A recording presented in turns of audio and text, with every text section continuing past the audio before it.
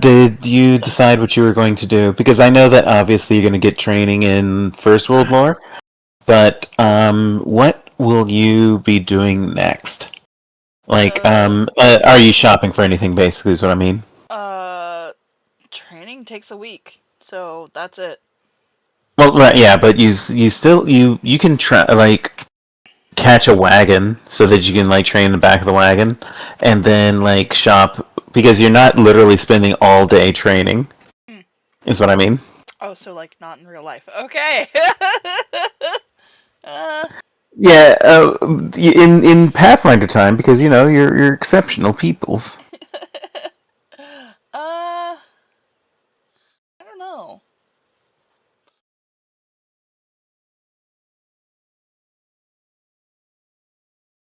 Because I haven't decided on that, because my brain was thinking that, during that whole week, she was downtime and forcing What's-His-Face to rest too. So, Jen. Oh, all right, be right back. I think my food's almost here. So,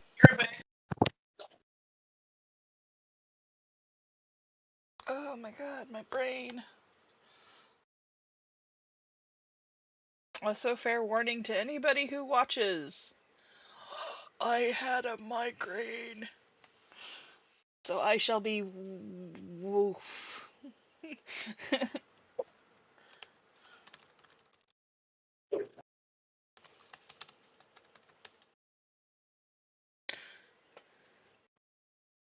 Okay, let me do the call outs to people.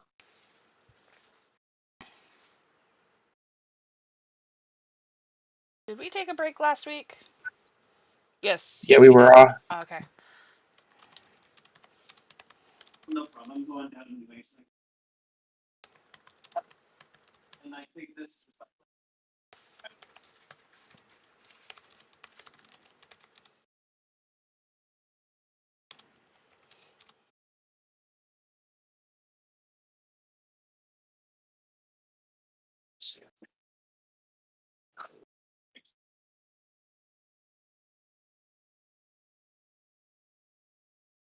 Brain.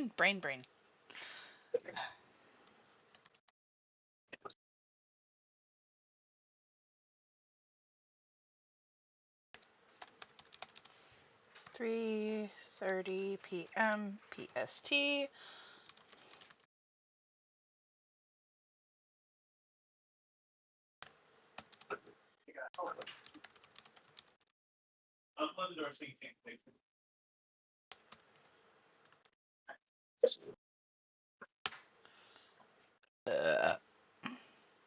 Excuse me. Alrighty. I think it's because I didn't sleep last night that I had an aura. Mm-hmm. That would be the only thing that makes sense to me. So, woo.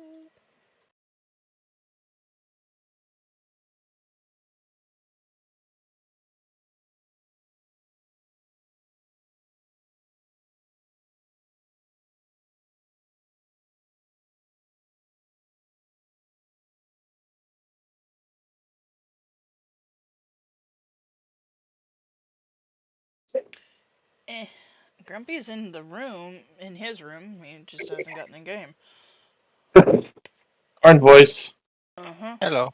Ah, there he is. Crinkle. Okay. Hello. I'm back. Welcome back.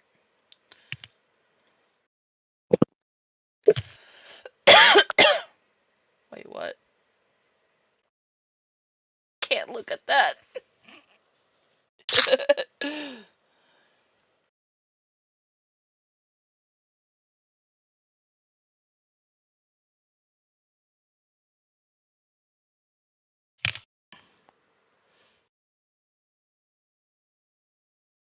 Okay.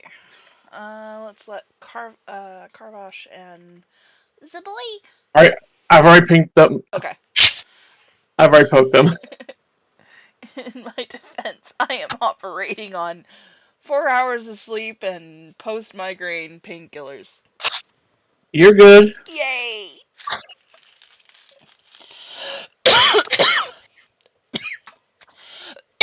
Ow.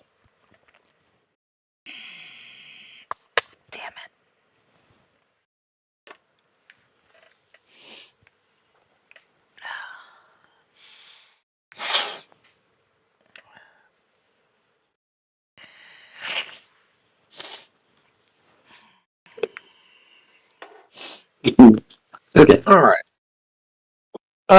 Do we get any discounts on stuff right now? Just. Oh wait, no, she's not back yet. Nope, she's not. Those are like, potions are expensive. I don't have much money. How much money Not do for you you. want?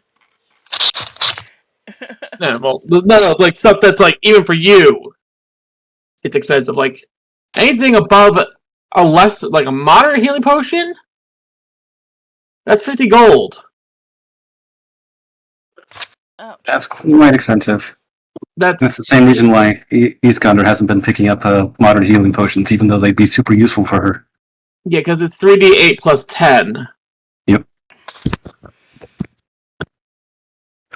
so instead, do we want to buy a couple more wands of healing and just have those?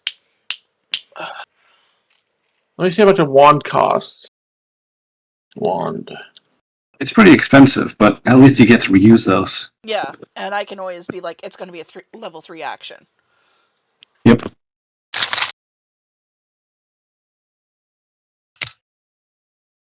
What level spell is that? It 1? Healing is a level 1, okay. It's a 1 to 3 That- action spell. Okay, so that's 60 gold. For one of those. I paid for that for Iskander. So who I don't know. can actually use that? I know I can, and I know Iskander It- can. That's, and technically... I'm sorry, Iskander. Yeah, the image you shared. Of you in your I'm helmet. ready.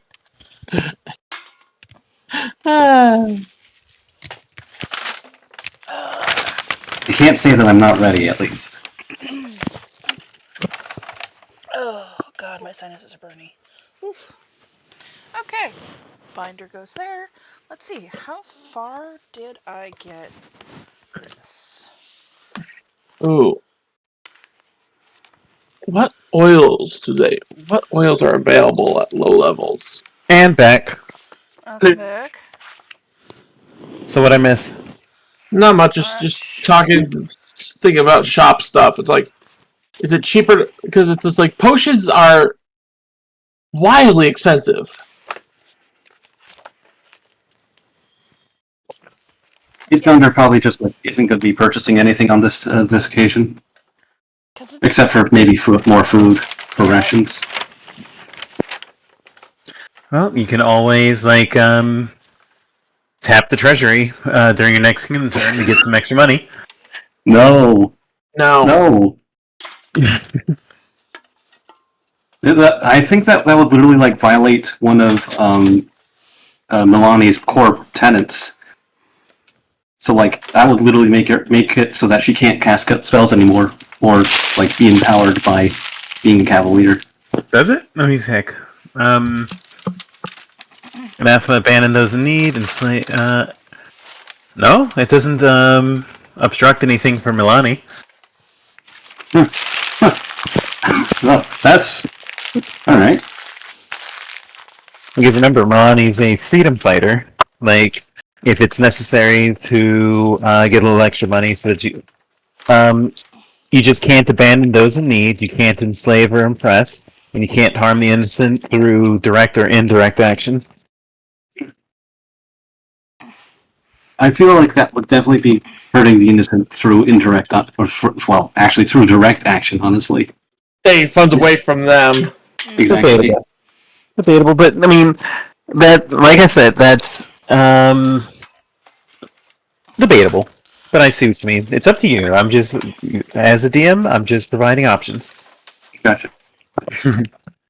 If someone were to tell Zarni she could remove funds, she would just do it and not tell anybody because she's proven she's somehow very frickin' wealthy. And no one will bat an eye. Where'd you get the money? Had it. Zarni over here, doing the make it rain with money, but she's doing it because the gold is icky and she doesn't want it on her fingers. She's not trying to show off or anything. Well, here's the running gag with her.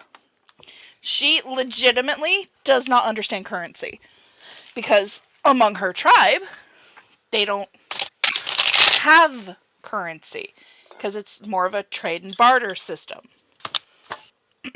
If you think about it. And then,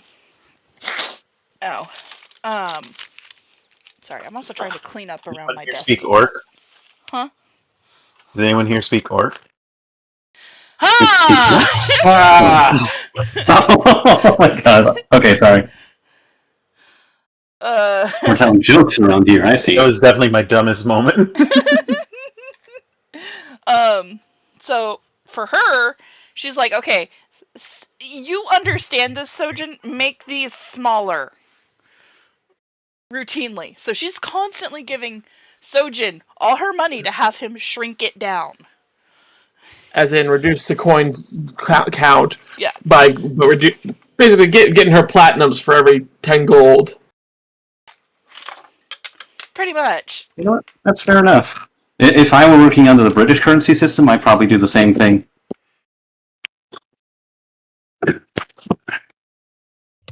Okay. So for her, yeah, I mean, granted she doesn't have a whole lot right now because she did spend a lot on other people, but she's got... Yeah, she got these Condor's in that really nice suit. Yeah, she's got 6 platinum, 9 gold, 5 silver, 8 copper. Okay.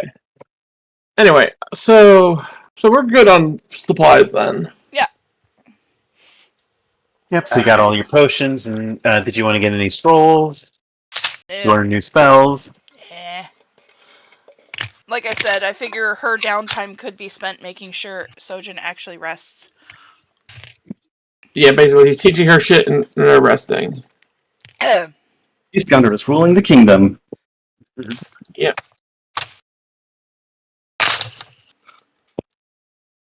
There you go, Fee. I sent you a message.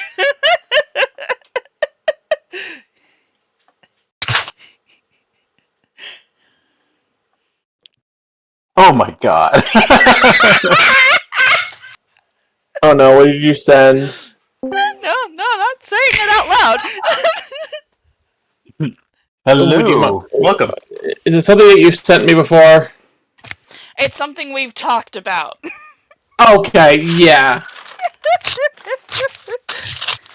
Right, I know exactly what you're talking about. I'm not going to talk about it because, god damn it, I said it. that would get that's an R rating. And Hello. Grumpy did not need to hear that. Oh, hi, Grumpy. Hello. Also, I have the can of dust air compression stuff, so hopefully Yay next for week I can cleaning. clean my computer out. Which means disassembling everything and taking it out to the living room again. What exactly is a can of dust air compression? Okay, in my defense, I'm tired. My brain is operating on post-migraine bullshittery. I heard that before.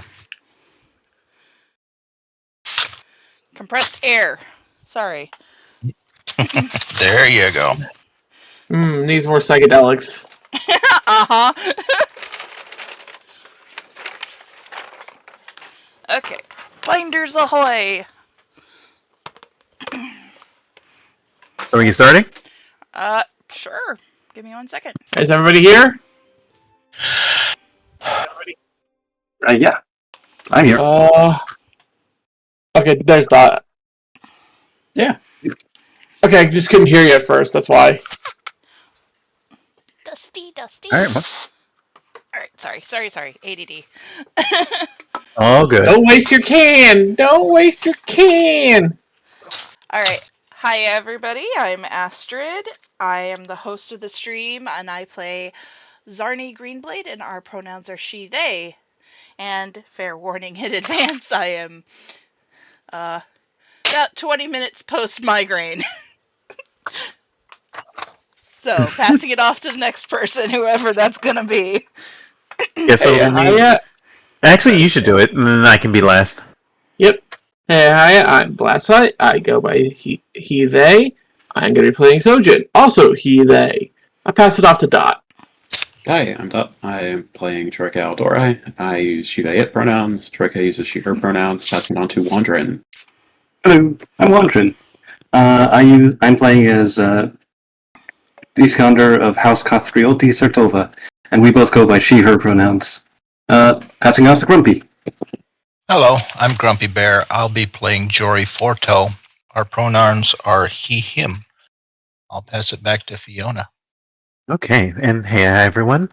I am Fiona, also known as Fifi Squeaks, and my pronouns is she, her, and I will be playing everyone that is either for, against, or neutral to the party. Woo! And before we actually pass back the Blasty, just a little note. We decided that we were going to do a slight retcon. Basically, we wanted to knock out the next kingdom turn, so that way we could start the session free. So we just advanced everything by a week. So all the dates are just being moved forward by a week, which puts us at the 28th of Arostas, Sep 4710 AR. So that's pretty much the only update. And also, because it is someone's birthday, Wandrin to be exact, we are going to go ahead and give everybody 3 hero points to start the session. So, I'm going to go ahead, as always, passing it back to Blasty for a recap. My birthday's Monday. Can we get 6? It's Tuesday, not Monday, Dad.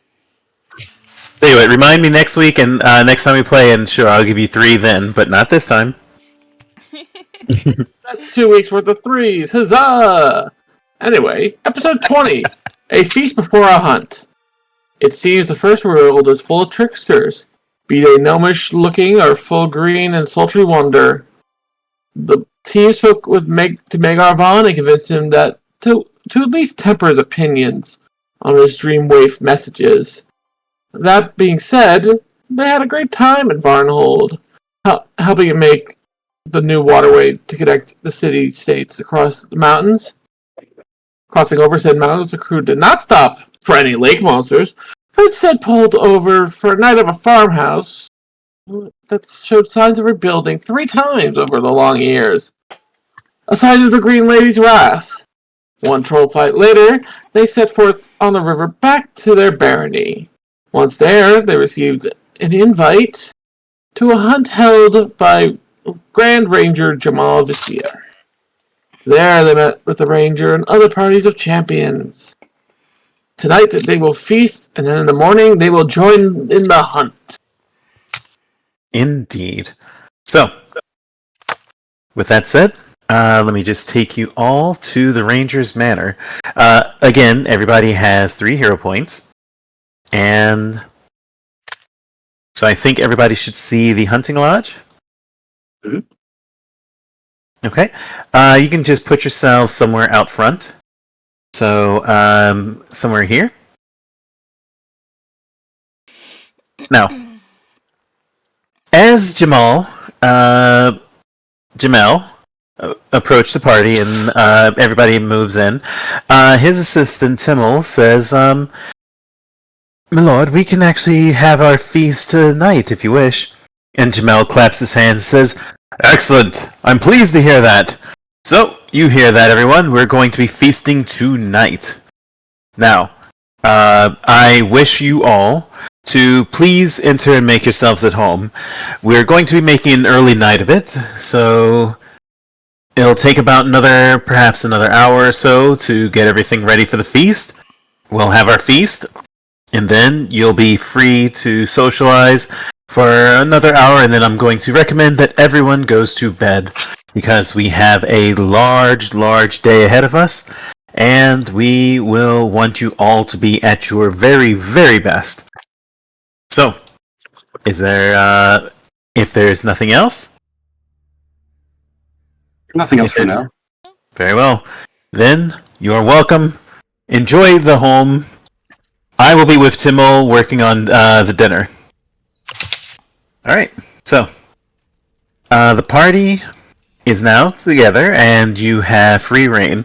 Now, the way this is going to work is like an influence system. So I'm going to ask everybody to roll your society Oh no. or your perception for initiative. This is just for initiative, just so that we can keep things organized. See. Let me see. Yep.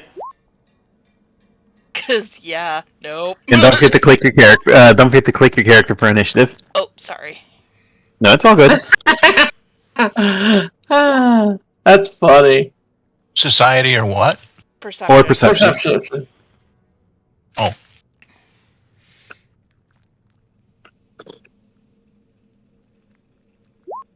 Oops, not what I wanted. Ignore me. Oops, and I forgot to switch screens. I'm so sorry, people. It's all good. Yay! And looky, we have littles. Although for some odd reason, Fiona's has switched to her main one. Oh. Well, that's probably just because You're good. You're good. let me just switch the song. There we go. Because we don't need the Dwarven City music right now. So, the party is... Yeah? I was gonna say the day is very large. Oh dear. 1, 2, 3, 4, 5. Okay, cool. We have everyone. So, the way it works is that on your turn, you can go to any of the rooms to see any of the characters. Currently, Jamel is with Timmel in the kitchens up here, so if you want to influence him, you'll have to go there. Anamid is currently here. Let me just move her to the front. There we go. Anamid is here. So with her guards. Yeah, with 2 bodyguards who are in a little side kitchen area here. If you wish to influence her, and if you recall, Anamid is a bard from Patax. And the Aldore sisters, Edina and Julia, are currently in a side room, just waiting with having drinks and waiting for the main feast. So, you can decide where you wish to go, but before you actually go, before we go into initiative, I'm going to give you a moment to figure out what your game plan is. Because, as Jamel says, you have 3 hours. Every turn takes 1 hour, so you have very limited time to get influence with any of these characters. So, plan your attack so that you can make your best use of your time. So, take a few minutes to figure out what your plan of attack is, or if you want to do any buffs, or if you have any items, for instance, that you want to use. Right. Well, first off, I'm just going to ask Troika and perhaps one other person to join me at Anamid's section, feasting. Just because I would very much like to increase our influence with her, because it would be very useful to have a friend in Patax. I'd say Jorgo with him. Jorgo with you, because his rolls get the +2 for helping. Ah. Would you be willing to do that? Of course. Thank you. Troika? Sure. Thank you. I'll be going for Jamel. Sounds good. I'll talk with Jamel too. Okay. So, let's start with the smaller group of Jamel. Yep. Let's go move ourselves over to Jamel. Give me 1 second. I have to do that. And Puppy can be over here. Yeah, we'll stand there. Yeah. So,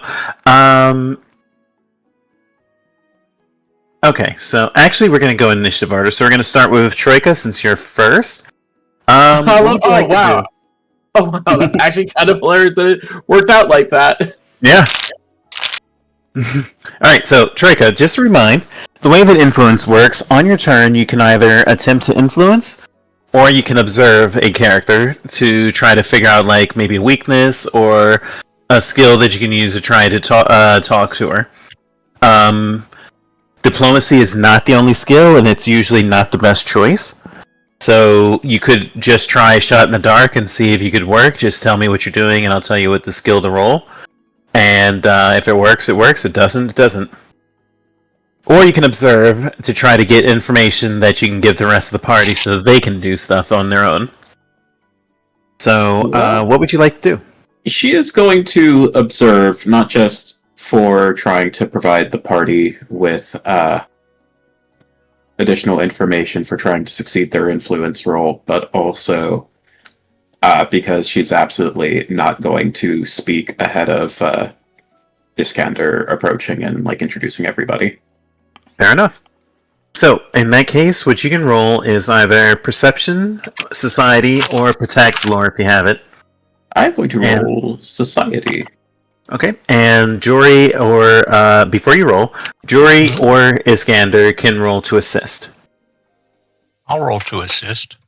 Okay, so you're going to get I think you get a +3 or 4, what was it? 2. It's whatever he normally would roll +2. Gotcha, okay, so make your roll. You said I could use perception to do this, correct? Yes. Oops. So 20. 20 will be enough, so you're going to get a +1 to your roll to help. Yeah, okay, so in that case... No, this is just a help roll. Yeah, in that case I rolled a 23. 23 and you roll Society? Yes. That will be enough, so you can either find a influence skill, you could find a weakness, or resistance. Oh, influence skill. Okay. So the best way to influence Ganymede is performance, basically to catch your attention with your artistic talent. Well then. And obviously, again, diplomacy is always on the table. It's just usually not the best option. But the best option is performance. Okay. Pass that info on to everybody else. Alright. Iskander, what would you like to do? Using the information that Troika has given to her, Iskander is just going to make a performance for Ganymede. And she's just going to sing a song for her. I'm not actually going to do it right now, but I'm just going to roll for it. Yeah. I'm going to give you a +2 circumstance roll because you do have politics. Because of your background, you actually know how to talk to nobles and noble bards, so I'm giving you a +2. Is anyone going to assist? I would I like used a to 0 assist. point, by the way. Okay, so that's going to be a 31. What would you like to use to assist? Performance. Go for it. Oh, that's enough for a +1. 19. Yeah, 19, yeah. Alright, so that's going to give you a 32, which is going to be a critical. So, critical influence, you've gained influence 2 with Ganymede, and as you perform for her, you find that she is paying attention to you, and she seems to enjoy your company, and she even smiles at you instead of looking down at you with her nose. So, it seems that you're getting on her good side. Congratulations. Also, on a bit of a different note, that she would also properly introduce herself and her party, just like Troika suggested. Okay, and introductions are made during the time that you're speaking. And she introduces herself as, I am Ganymede Bellavada. I am a bard, currently employed in the court of Patax. It is a pleasure to meet you. And likewise, I'm Iskander Bey of House Castrioti, Sertova, Bey of the Bailic of Castriosha, and these are my companions, Jory Fortos, Hello.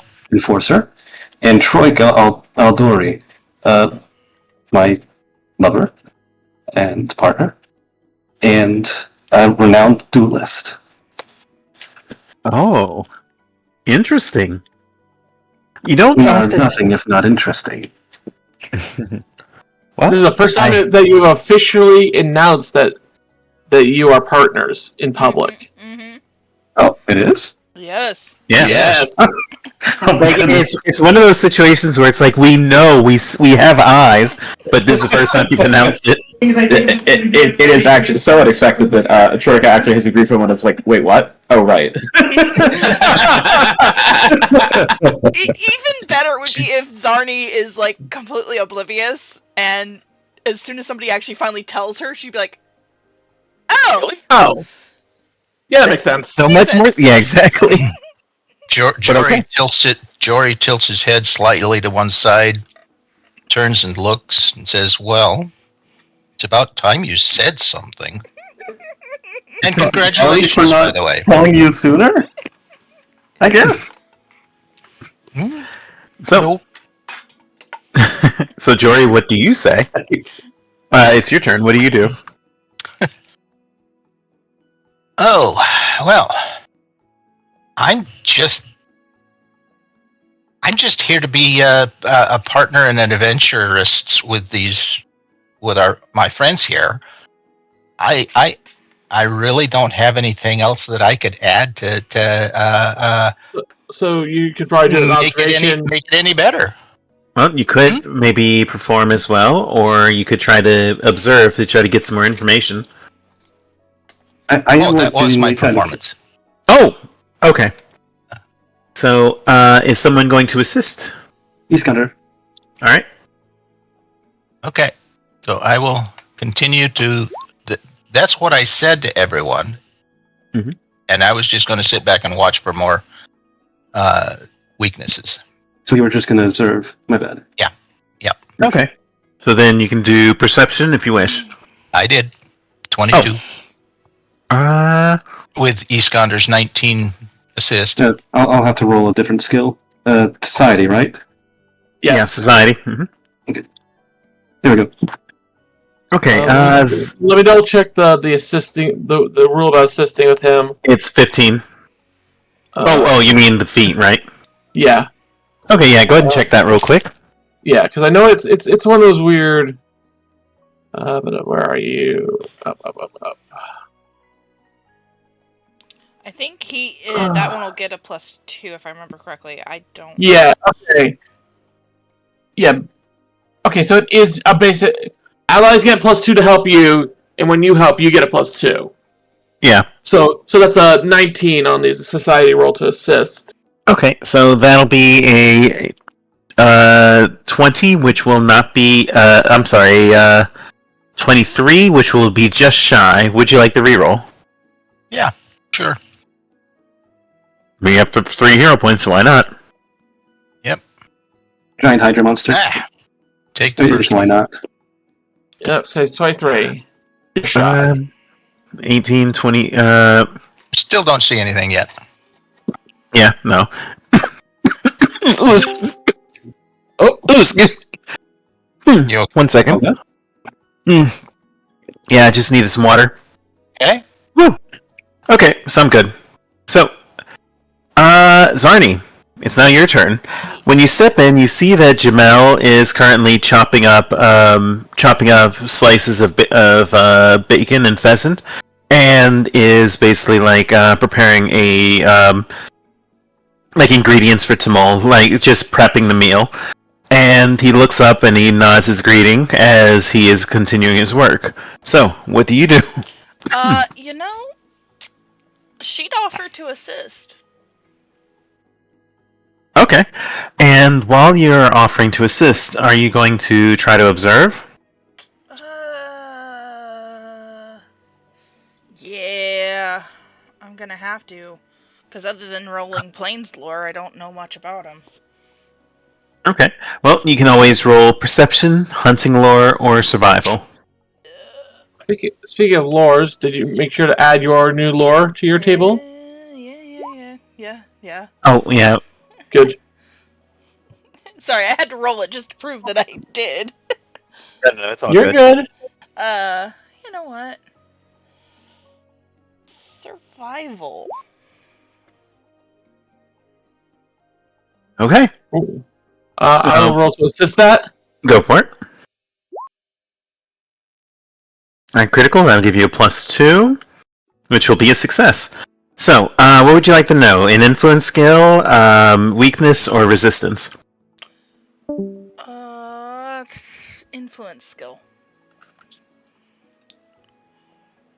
So the best way to influence him is to show off your knowledge of wilderness skills and knowledge with survival. Oh. Ah. Okay. Alright, Sojin, your turn. What do you do? Well, situated in the kitchen, and I'm a cook, so it's like, would you mind if I help cook here? Bit of a good hand with this myself. Jamel looks over at Tamol, who bows his head in agreement. Very well, if the cook accepts, then you may. All right. So may I roll survival? You may. All right. 26. Sarni, would you like to roll to assist? Yep. Alright, that's going to be critical. That'll give you +2. Jory, Which you will... Yeah, I realize I rolled. my survival. Yeah, which is the same as mine. Okay. We're good.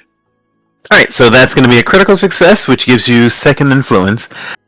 2 influence. So, as you talk about it, you notice that Jamel takes note of your ability and competence. His approval is noted by others, and even Tamal is looking at you with some surprise. And now, because of that, and because he spreads talking about how competent and how clearly woods-based and not the word rural, that's not the word I'm looking for, but basically like these guys actually know how to survive out in the stolen lands. And over the course of the hour, he says this enough that now, thanks to you, all DCs for the entire encounter are reduced by 1. Hell yeah. Nice. Now, hour passes, dinner is cooked, and Jamel calls for everyone to make it down to the kitchen. All staff, basically guards, are asked to step out. So the Animede's guards are outside now. And Jamel is basically just find seating where you can because there isn't a lot of seating. Jamel is going to sit on like the pile of lumber, and you can move yourself where you wish.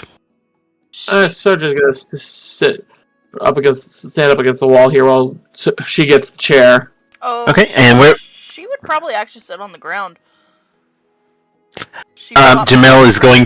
Jamel actually looks at you and says, "No, no, no. You are one of my guests. Please have a seat." Uncomfortable in a chair.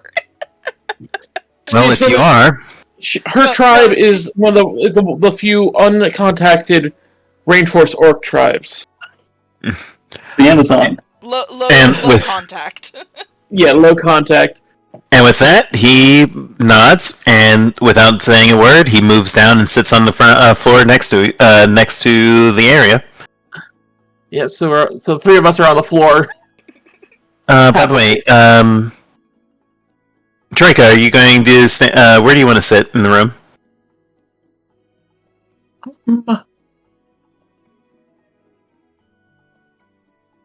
Probably next to Iskander.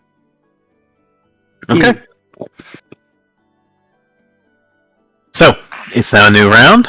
Trika, you're up first. What would you like to do? She's going to observe the 2 outdoor eye. Okay. So, yeah, go ahead. She is, there's like a little bit of tension, but not, really hostility. It's that she's like kind of aware that there being other Aldori, they are much like she probably likely looking to test their blade against each other. So she is kind of keeping her eyes on them. Fighters recognize fighters. Pretty much, yeah. Game recognizes game. Yeah.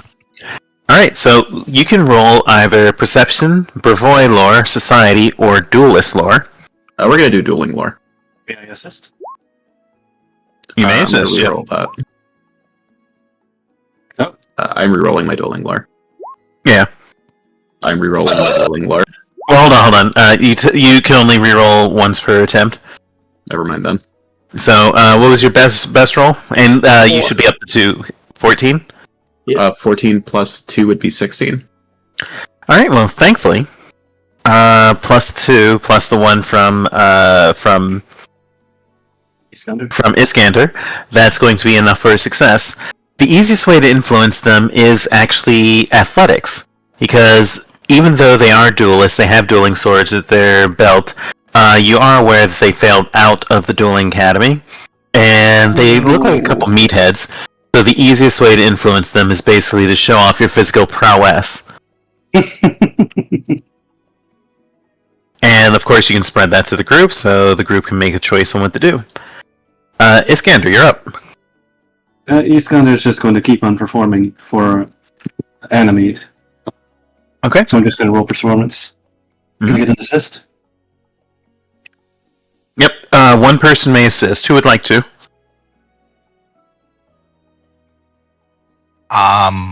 What's going on? Iskander is just performing for Animate, trying to improve the relations even more. Okay, I'll assist with some gymnastics or something. Okay, I was kind of curious as to what he actually does for his performances. Actually, he could dance with Yef. Yeah, that is true. All right, so go ahead and you roll re-roll, and let's see how you do. yeah. All right. Well, thankfully you needed a 15, so that's going to give you a +1, so 27, correct? Yep. Which is. I was gonna say no. It's a +7. It's a 17. Remember? Because Oh, That right. doesn't really change it. It's still just a +1. right. Yeah. Fair enough. Okay, so that is going to be a +1, which will turn your check to a 27, which will be enough to get you to influence 3. No special benefits from here, but good job. Basically, she actually pulls out a small flute and plays along with you, basically just trying to trip you up. It's very clear that she's trying to trip you up by suddenly speeding up, but you're doing a great job of keeping up with her pace. Trika, what do you feel about that when she's obviously trying to sabotage? Sorry, could you repeat that? Basically, the bard was playing a song to give Iskander something to perform to, but then she would suddenly She's playing out of tune with Iskander, so Iskander has to change how she's singing in order to keep up. Yeah, basically trying to trip her up to make her look foolish, but she's succeeding. Suddenly changing the beat if she's beatboxing, kind of thing. Yeah. It's kind of like when people play Hall of the Mountain King and then speed it up and speed it up and speed it up. Rika seems like she knows enough about society to know that it probably wouldn't be good to act above her station in front of her lady when she is tasked with being a champion to sit person. However, she is staring absolute daggers at this woman. Can I make an intimidation check? I'll allow it.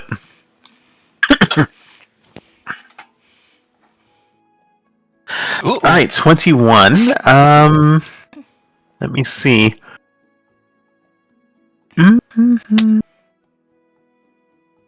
Okay.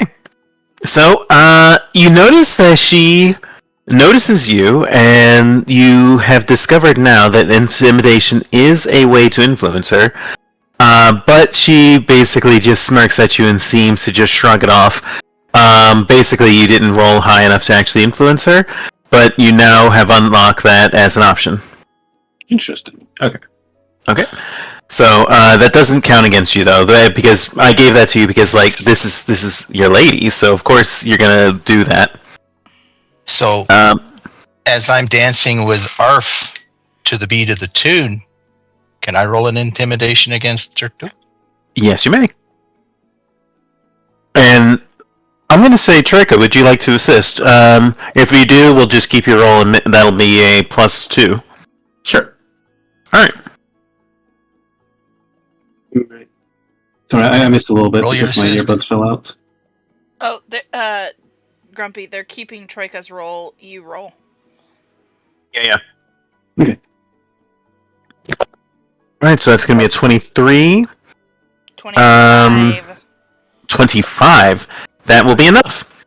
So, that's going to be enough. What does it look like when you roll intimidation? Well, instead of dancing in a joyful, go with the flow kind of dance, it turns into a martial, almost militaristic dance. Dancing with your weapons out. Well, no, but Close enough. moving the Hey, arms. sword dancing is arms entirely as if- legitimate. Yeah, moving the arms and body as if the weapon is in his hands. Nice. Well, that is going to move you up to influence 4, so I'm going to put a mark on Anime because she is done. You have all the influence you can. As far as Troika's part goes, she is just staring at this person with the kind of quiet intensity she has. However, she will maybe briefly flare her aura since she is not actively using it as to not be disruptive at the dinner table. Fair enough. So, like, everything kind of flies up in the air for, like, a half second and then drops down, so it's like, ooh.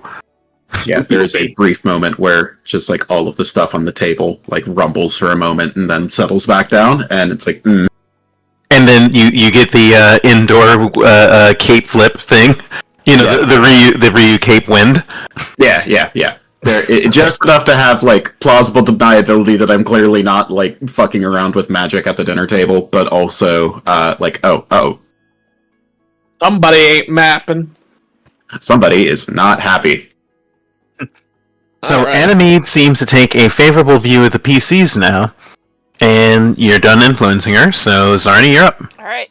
So I'm gonna do survival again, but she's gonna basically be talking with Jamel about where she's from and like everything in her rainforest and all that fun stuff. Okay, so go for it. You're gonna roll survival. That'll be... I want to re-roll that. Okay, And I'm rolling 25. Go for it. Hey. I rolled Okay, that 24. will be critical, so that's 27 total, which will be enough for a critical. So, after you speak with him, Jamel seems positively impressed with the party and promises that he turns towards you two, the orcs, Zarni and Sojin, and promises that the Imbeth, I like you and your company. You know, I swear that the Imbeth travelers will support your kingdom. Anything you need, we'll be glad to provide. Well then, I look forward to working with you in the future then. Okay. And so he is now done as well. So, Dojin, you're up. Sojin, having finished the meals, grabs the plates and goes to put them on the table. And it's gonna. You said the meatheads were influenced by acrobatics or athletics. Athletics. That's the easiest way to get them on your good side. Yeah.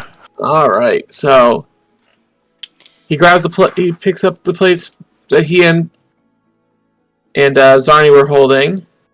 Let me go put these on the table to make it easier on the servants for cleanup, or just grab everything as usual. He flips up, stands up, sort of just from sitting to now flip Goodness. There's a sitting kick flip to his feet. There's another flip. Very showy. And just very showy, very athletic prowess of control. While still the plates, none of the plates are moving. It's somehow he's moving the plates from hand to hand as he's flipping, so they stay stable. And he sets them on the table. Very impressive. And looks at the two. Now, what do you say about? They. Oh, good. You first. What do you say about that? A good little bit of a dance, no? Adina claps and says, "Oh, you could have done better." And the other one says, "No, you couldn't have. You would have fallen on your face. Maybe I could have, but that was very impressive. Bravo, bravo." Sojin says, "Well, I'd love to see you try." No, I'm drinking. Fair enough. Fair enough. I don't want the alcohol in your system to cause you to fall on your face. That would be very impolite.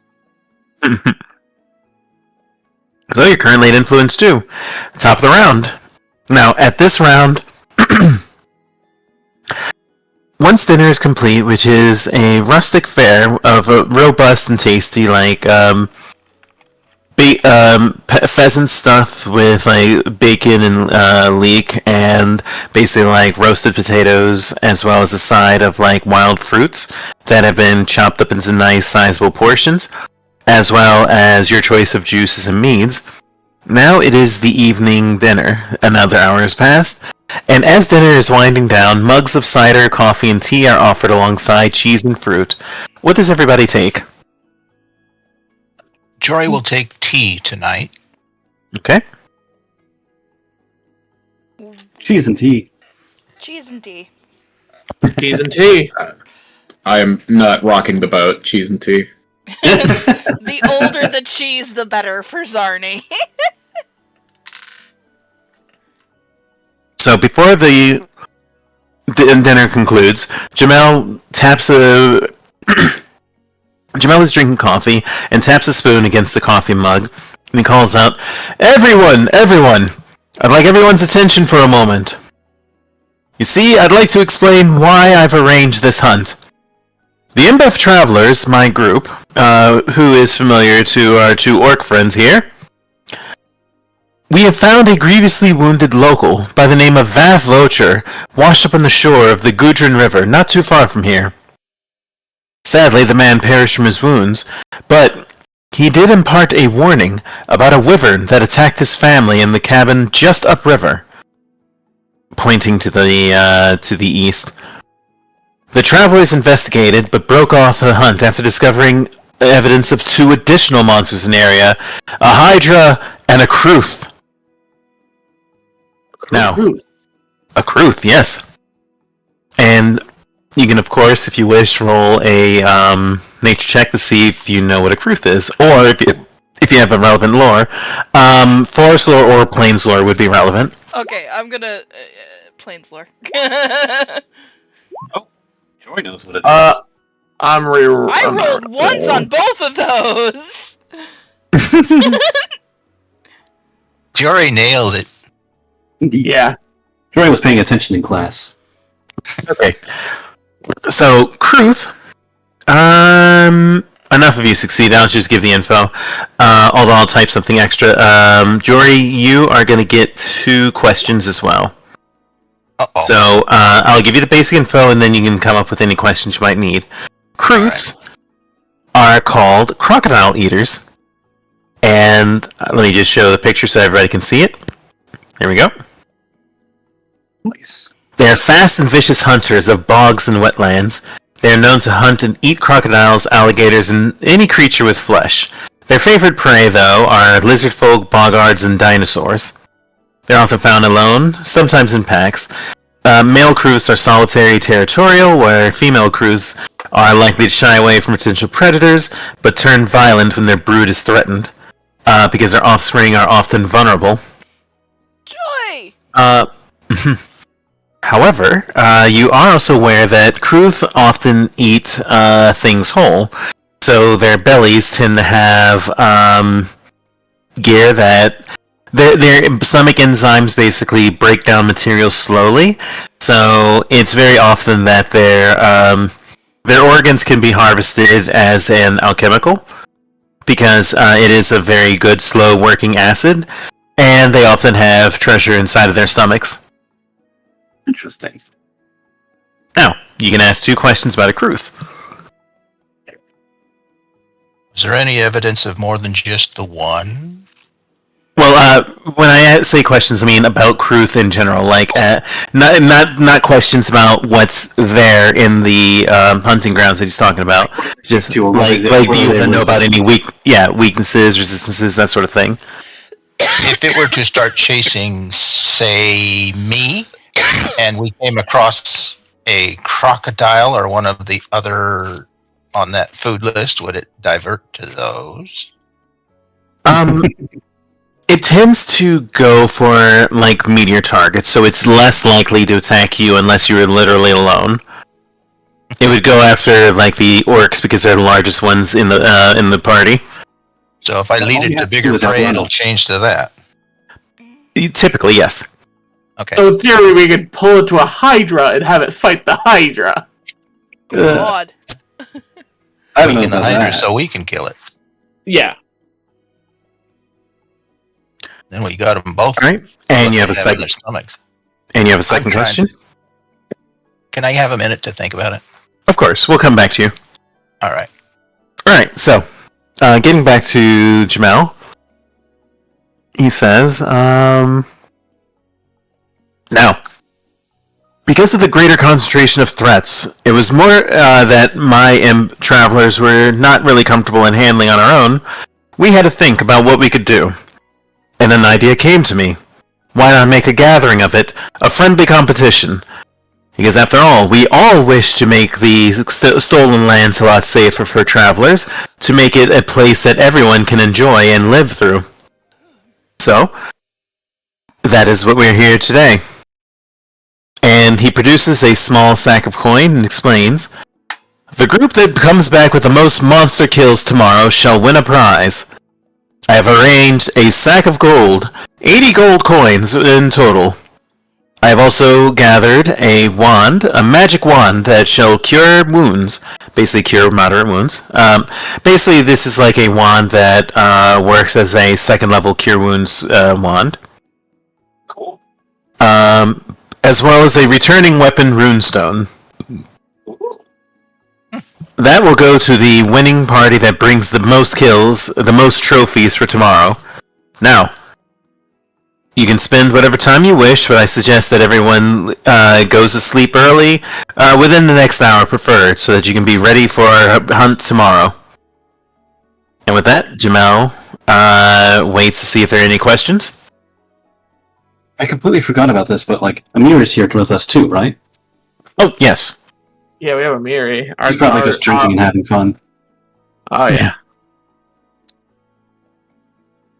We have our big monster hunter lady. Mhm. Yep. Zarni, before she retires, would privately ask Jamel if he'd heard any word from her tribe. Okay. Because he did know her teacher. That's true. So with that said, let's go through the turns, and then we'll do any final actions first. Actually, So just remind me. before we go on, Iskander would ask Jamel basically just like about the kind of creatures to expect on the hunt, just to know what they might come across, aside from those three that he described. Well, the hunting grounds we'll be going through is a wild area, kind of a savanna in miniature. So you can expect wild animals, mostly wolves or hyenakin. We have seen some lizards as well, hydra and large crocodiles. So it will be in your best interest to prepare for a hunt against beasts. You are not likely to face men tomorrow. Thank you Are very there much. any that you wish us to leave alone? Wouldn't want to kill the wrong beasts. Well, we were hunting a hydra, and that's when we saw the Kruth as well as the hydra. So, if you see anything that's large or potentially danger to the safety of the stolen lands, then you can take it down. Use your best judgment beyond that. We do not wish to despoil nature. Very well. And as far as the question about the Kruth, what would be its biggest weakness? So, let me pull that back up.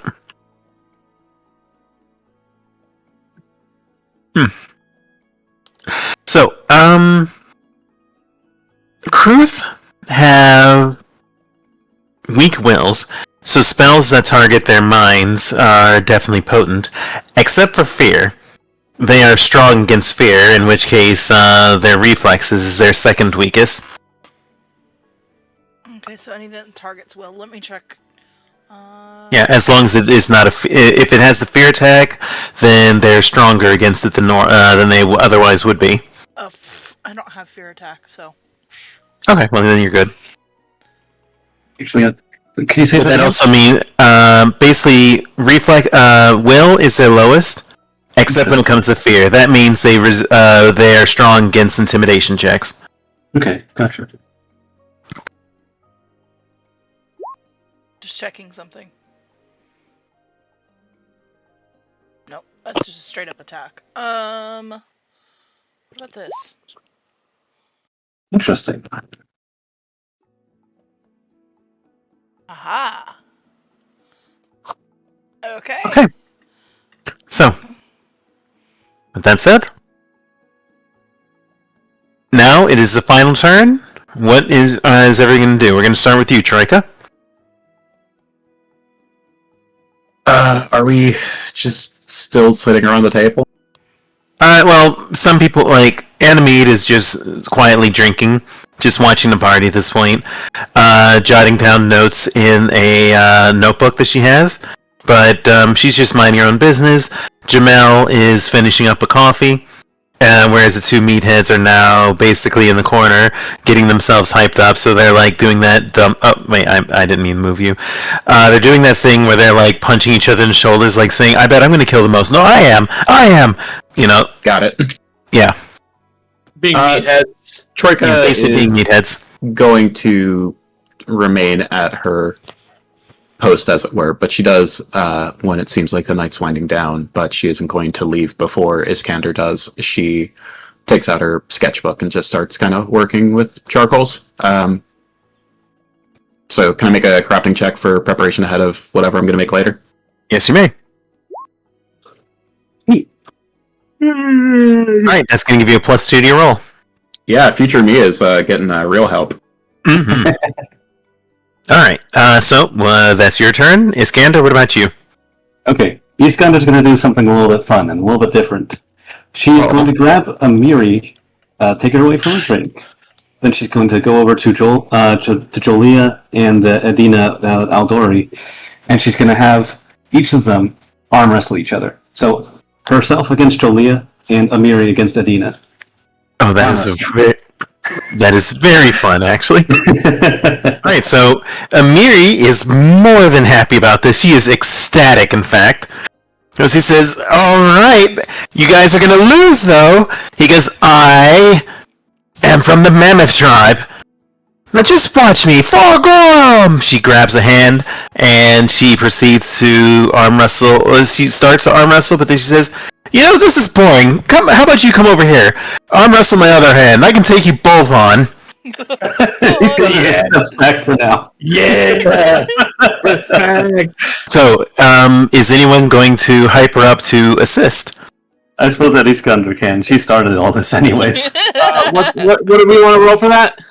Yeah, what do you want to roll for that? Performance. I guess that this is another type of performance. Should I roll that? Go for it. Because it's a cheer Or should I roll like intimidation? No, I mean, that's your choice, but you can do either.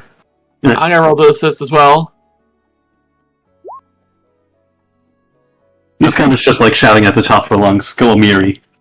Alright, so she's got a +2, so let's see what she rolls. Alright, 24. We'll do it. She succeeds. 26, excuse me. So that's a critical, actually, which is going to just slam both their arms down. Bah! Nice try, ladies, but you can't beat a barbarian. And they basically are rubbing their arms. They're in a lot of pain. But afterwards, they just smile, and you have completed their influence. Nice. So, they seem impressed with the PCs, and they look to Iskan, and they say, if your barony can have this one on your payroll, then clearly you're all very powerful. I bet you could have taken all three of us on, clearly. And Amiri looks to you and is like rubbing your shoulder, like, you want to try it? She's kind of just sort of very politely puts her hands up and says, I might be able to take all 3 of you on one at a time. I'm not sure I could take on Amiri, ever. Especially not with you two backing her up. But the offer is very much appreciated. I'm You're good at no dancing. fun. I'm good at dancing out of her way. Okay. So, since you've completed the influence, I'm going to ask everybody, what do you do for the last part of the party? We're going to start with Jory. So, what do you do for the last part of the party? I'm going to sit quietly and roll some dice on the table. Okay. Sorry? You wanted to talk to Jamel, right? Yep, and I messaged you specifically what she wanted to talk to him about. Let me take a look. Roll a flat d20. Let's see what you get. Okay. 13. Okay. So,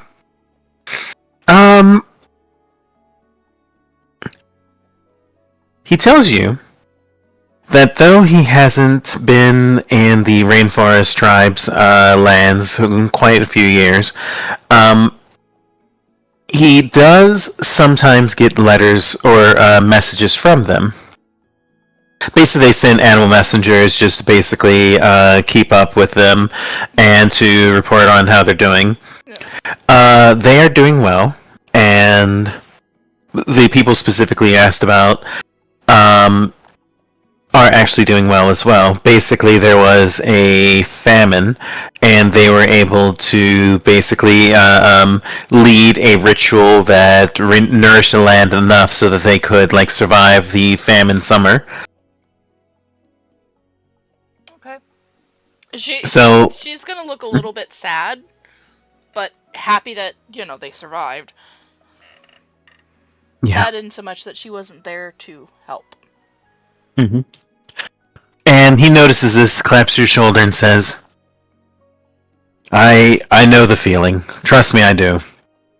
When I started the MBEF Travelers, I left behind people from my home. But every adventure, every explorer realizes there comes a time in their life when they have to venture out and see the world for themselves. I'm sure that you are following the tradition that that they've done many times themselves. Player, oh nope. No, you don't. I know you're trying to be nice, but you don't know. She'll take it as the comfort he is offering, and just thank you. not be so bold as to announce, yeah, no. You got this all wrong, buddy. Alright. Sojin, what about you? Sojin is just he's just there comforting her. He knows that she's not, that information hurts her. In a way, it's he just puts her hand on her shoulder and just, I think we should go to bed. Yeah, just very nod. Yep. Very nod. Oh my god. Very nod. Yes. Oh, You want to try that again? you know what? Y'all knew what I meant. You're good. Highlight that very nod. Oh god.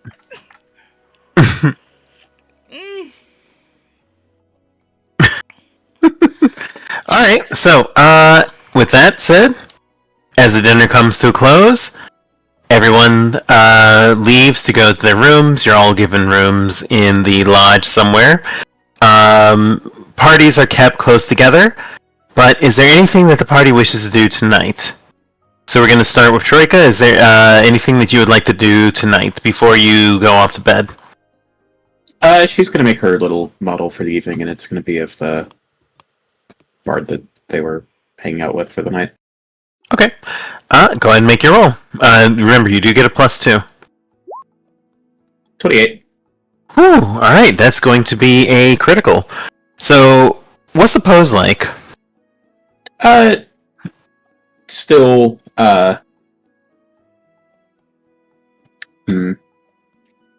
probably like standing and performing. Very I hate to say it's the bard class fantasy power pose, but it's just, she's a bard, and since she came around on the party, even if it required a little bit of browbeating, she is always happy to have a new ally. And we'll probably give this to her as a gift later, or maybe just hide it in a place where she will find it. Like under her pillow. That might be a bit difficult to do, but you've got the idea.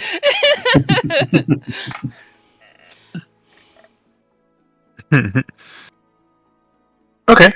And, you what? No.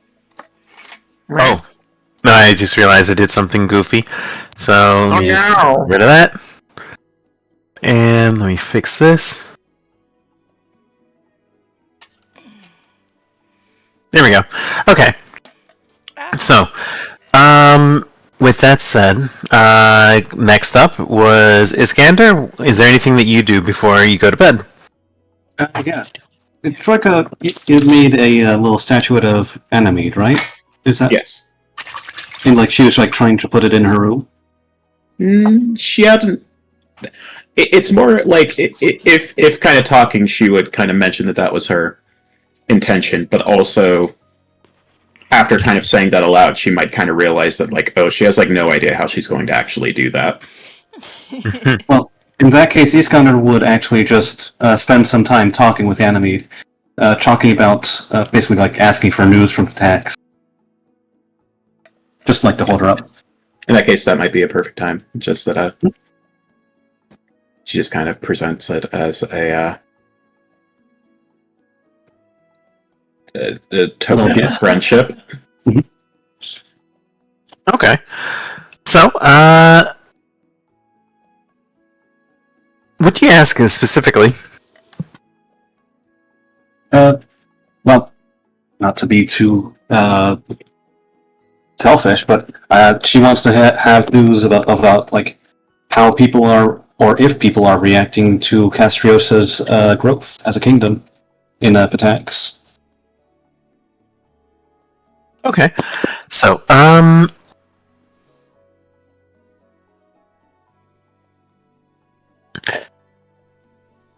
you do find that the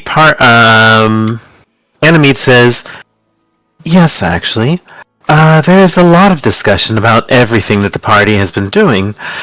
There's in fact been quite a lot of discussion about how far you've gone in such a short amount of time. King Aravetti of Patax actually has taken a keen interest in your barony, and I'm certain that when I return home, he will be asking many questions about my observations, especially about your success or lack thereof tomorrow. Of course.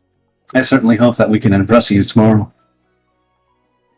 I'm certain that you could. I'm certain that you can. Thank you for your honesty. I appreciate it. Truth be told, you are far more interesting than I believe that you would be. I thought that you were going to be just dull yokels, but it seems that you're interesting yokels.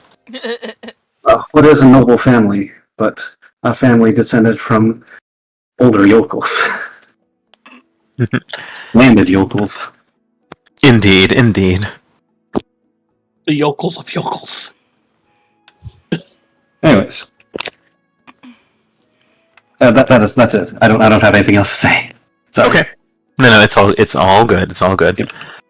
All right. So let me see. That was you two. So next was Jory. Is there anything you're doing before bed? Just checking through my Are you just checking through your weapons and making sure everything is in really good shape for the hunt.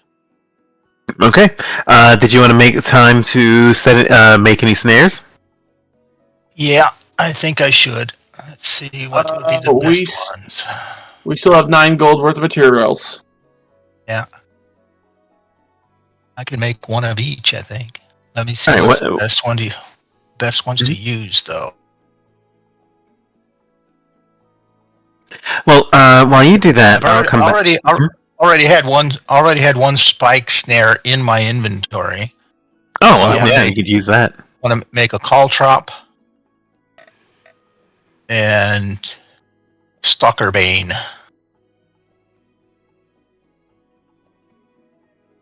Ooh, nice. So All right. that's 3. I'm gonna go take a look at trap costs.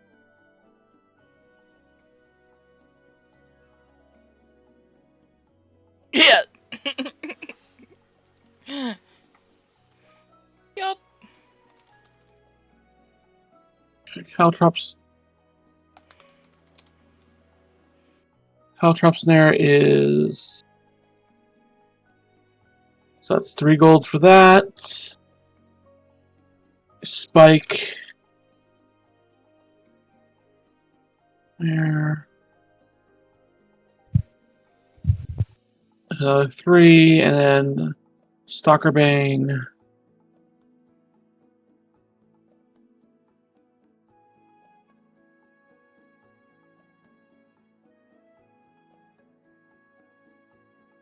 Oh, 2 words, okay.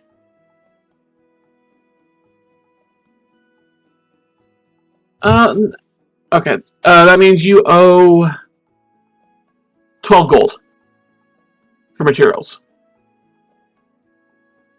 Okay.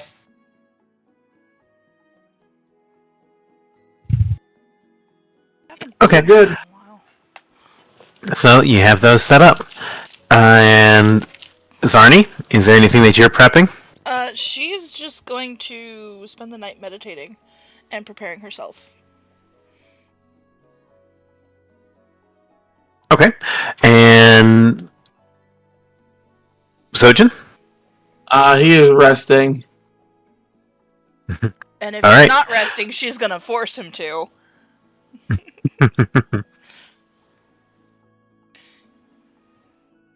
Alright, so then I think at this point everybody can gain a hero point if you've used one.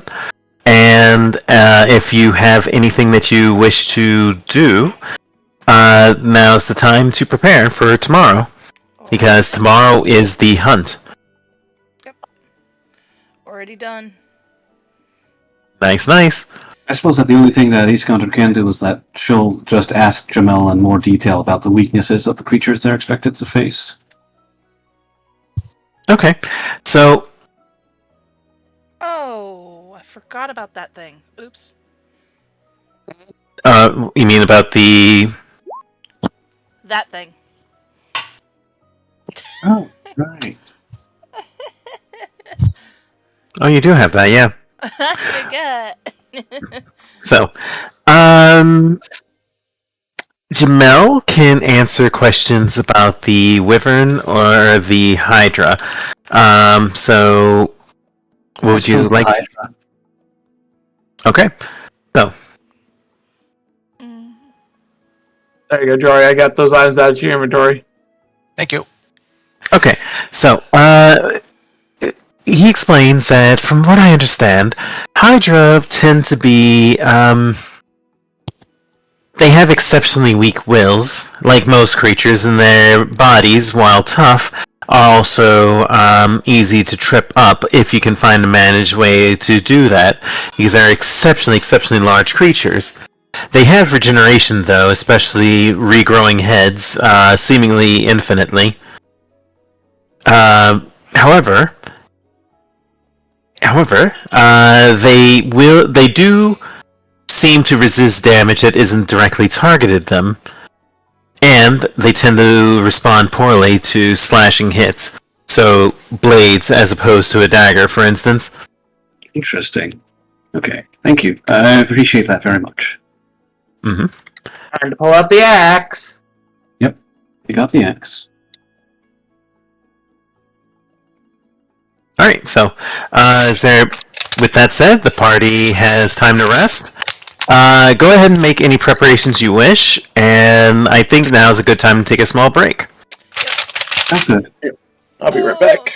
I need to stand up Sounds and move good. because of my knee. So I shall be back. When I was out walking earlier today, I actually tripped and fell, and I kind of like twisted my ankle a little bit. Oh, It's not like fully twisted; it's just like a little bit sore right now. I also scraped my knee, but that's also not so bad. I did the typical carpenter smash the thumb with the hammer today. Still trying to get our fence built. Thumb's a nice pretty purple. I'm gonna get myself some more water. I'll be right back. Yeah, it is see you back.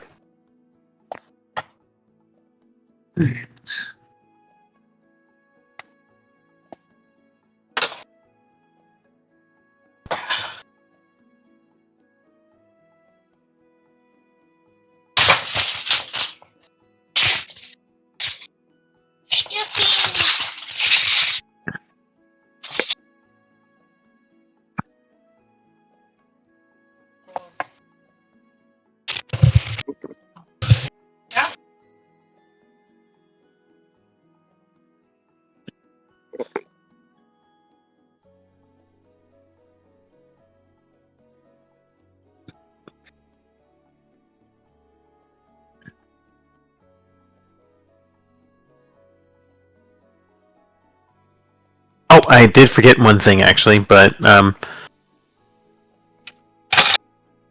wait till everybody's back before we do that.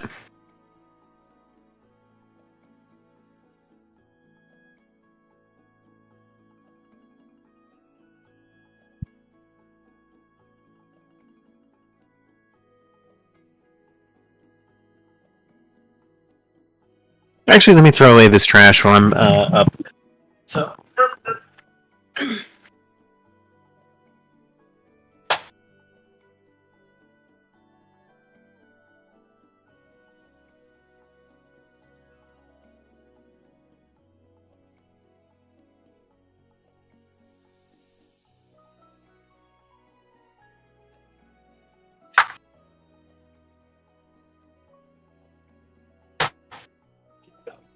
All right, I'm back.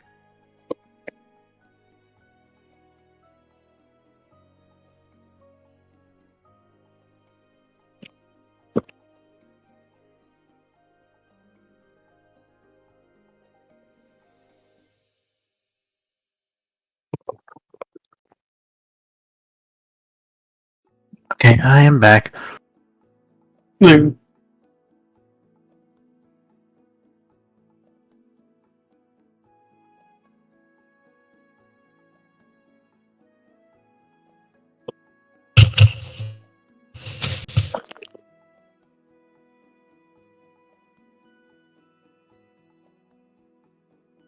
Actually, I kind of have to go to the bathroom. I'll be back again. No worries. We'll see you when you get back.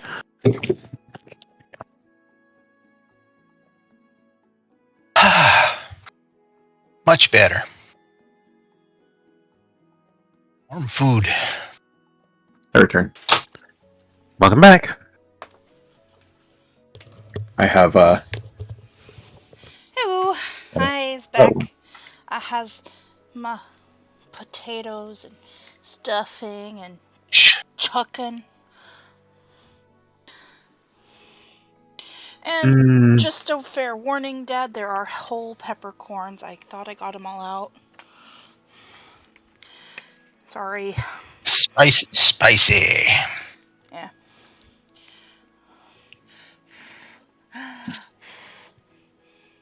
Devil child, I'm about to kick you out. The other use for this air canister. That's why you keep running out. Yeah, I know. Okay, yes. Hydra, it's gonna burn. You're gonna burn, all right. I forget what that's from. I don't know either. Something witchy, I think. Meh. Oh, wow. This chicken's good. I was kind of worried.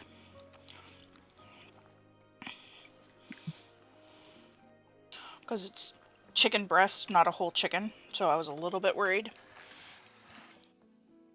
But this is a good one to keep in the repertoire.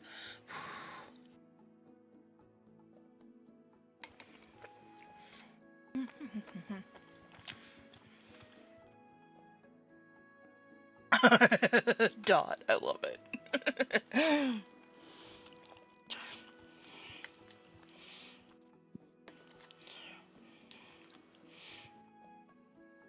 So, if you get one Hydra's head angry at the other Hydra's head, and they bite, one of them bites the other's head off. Do two form again, or does it kill it? That is a good question. Good question. That is a good question. Like, do you out damage the fact that it needs to regenerate?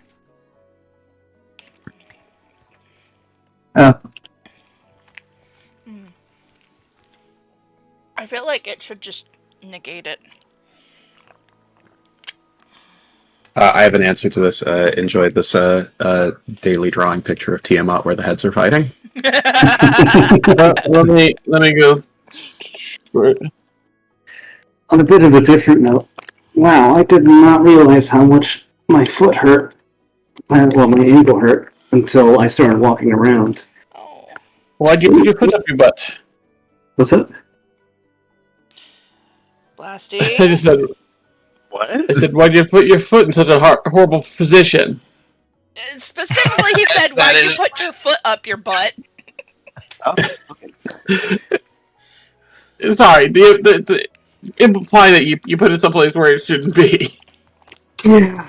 I'm sorry. That was horrible of me. Rare instance of the answer actually being, have you checked your butthole? God. Oh, God. Let's not kill Amber. Well, we're gonna try. Hello, Kobrak. Yes, butts. Hey, Kobrak, welcome. Hey, Cobb.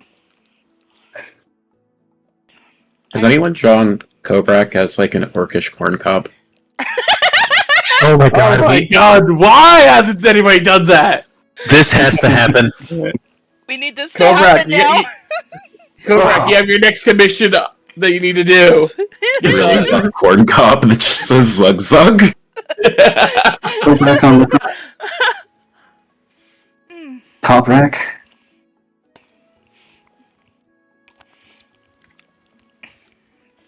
Oh no, get the corn. What were you saying? Okay. Well, Oh, I am back. Fee, I have continued my streak of trying to get wins with every commander in the Final Fantasy Magic the Gathering set. And how's that coming along? I think I have 7 so far. Much to the great confusion of the people who I am playing with, because some of these are absolute dog water, but it keeps just kind of working out. The thing that really seems to surprise them the most is the fact that I can churn out decks so quickly. Question. Yes. How many of the Sid decks are you going to do? Okay, that's a great question. I don't know how I'm going to handle that yet, because it's like, I could make it, having to get 16 wins with the Sid deck would be a very funny bit. Because all you do is switch out which commander is the commander. Yeah, you need to switch out which Sid is going to be King Sid today. Technically, they each have a separate number Mm-hmm. in the they have a different roster. set number. That's disgusting. You're disgusting.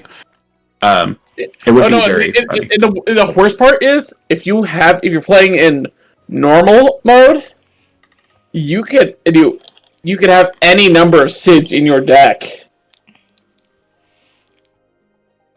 Not limited to 4. Oh, that works in Commander too.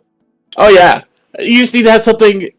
Except the only thing you need to do is to get multiple Sids out. You just need to make sure you have something that's. There's certain spells that say Legend Rule does not apply. Yeah. Yeah, still working on that, but currently making progress. The one that was the funniest that this happened with is they made the Wandering Minstrel from FF14 into a legendary crystal creature, which seemed extremely random, especially because it got a promo art. Is it just because it's Yoshi P? But let me go check that one out. MGG. But like when it was spoiled, we had like the Japanese text, so I didn't actually know what the card did. But I was like, well, if it's going to be the Wandering Minstrel, it probably has something to do with the summons, because like that's how you get like the extreme raids. So I'm just going to put like every summon Ifrit, summon Shiva, all those into the deck, and then we actually got the text, and it's like, oh, this doesn't interact with these at all. Oh well, it's based on towns. Yeah, it's like a land stack, and that's cool, but it just turned into a thing. It's like the most important part about this creature, as far as this deck concerned, is that it's 5 colors. Yes. But, yeah, that was, They made him unnaturally horny in the art. Oh, in the alt art? Yeah, he's got bedroom eyes. He's got bedroom eyes. Show that to me? I'll put the art in here, unless Blasty beats me. I got it. Thank you.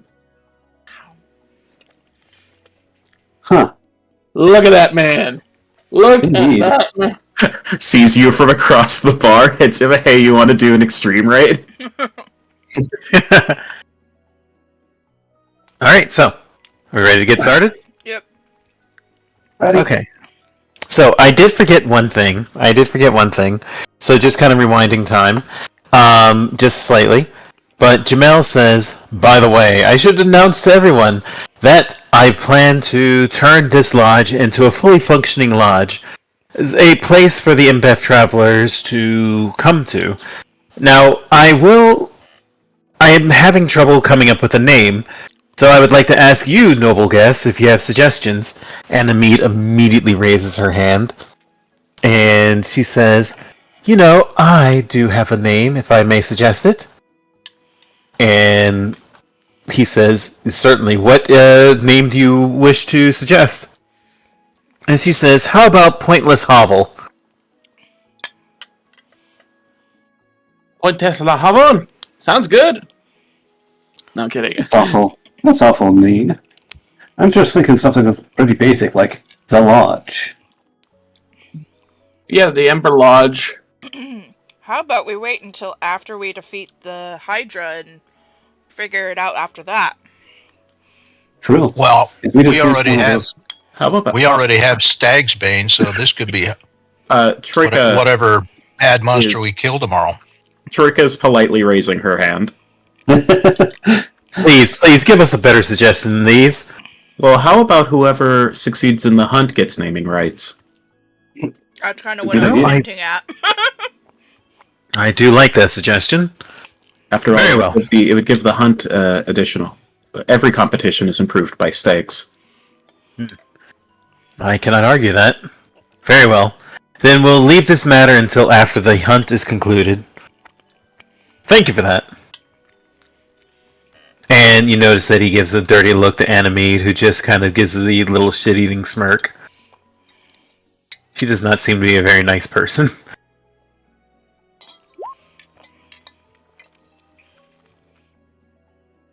So, with that, everybody is resting, and is there anything that the party wishes to do? Nope. I think that we're all done. Okay, so, then, day comes, and... Actually, we have 2 votes from chat. Oh, what do we have for chat? Dogwater Inn and the Wild Inn. Okay, you know what? We're gonna say that the Eldora basically suggests that. Yeah. I think we should name it the Dogwater Inn. Yeah, well, I think we should name it the... What was the other one? Wild. And I'm The gonna make Wild Inn. a minor adjustment from Carvosh's Wild one. Instead of W-I, it's gonna be W-Y-L-D. Alright, you Yeah. know it. So that's gonna be their suggestion then. It was a great job, Chad. I like that. Yes. Dogwater Inn. But okay, so... You've prepared all your spells that you want ready for the day? Yeah. That's kind of what Okay. I was doing earlier. Gotcha. Sorry. I have It is taken now- pause and flash for the day. And you've prepared the spell that you wish to, the cantrip you wish to have? Yeah, that was my spell. With my Gotcha, cantrip. gotcha. Okay, so now it is the next day, the 29th of Rostus, and it is now the time for the Seeds of Ruin. Yay. Dun, dun, dun. So, Everyone loves the Seeds of Ruin. the party wakes up early that morning, and once you wake up, you find the InBev travelers have prepared a small wagon that's going to take you out west towards the hunting grounds, which you've actually passed by on your boat ride before. Once you arrive there, actually, we need appropriate music for this since you are now. But while I look for appropriate music, while you're traveling there on the way, you find that Animede and basically the InBev travelers and a bunch of others are traveling with you on this route. And here we go.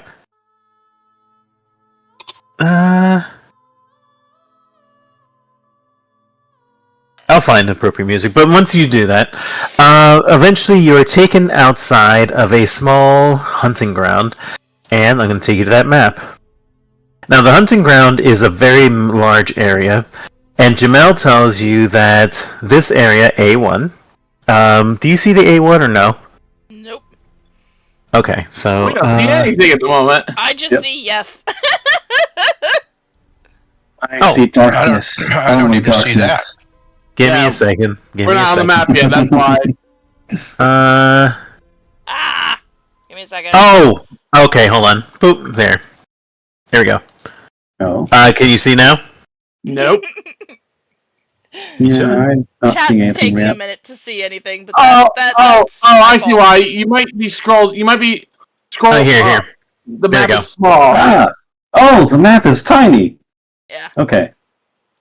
Yeah. That's why. So don't put your characters down because basically this represents a massive area. Like every square is 75 feet to travel, Okay. so it's a massive area. So basically, you can decide where. What's a small? Yeah, I'm putting Yef there just as a to represent where the party's going. Yep. Okay. So once you arrive outside of a small lodge area. Not a lodge, but a small. What looks to be a small wooden shack that lies smashed with blood stains all around it near the edge of the woods.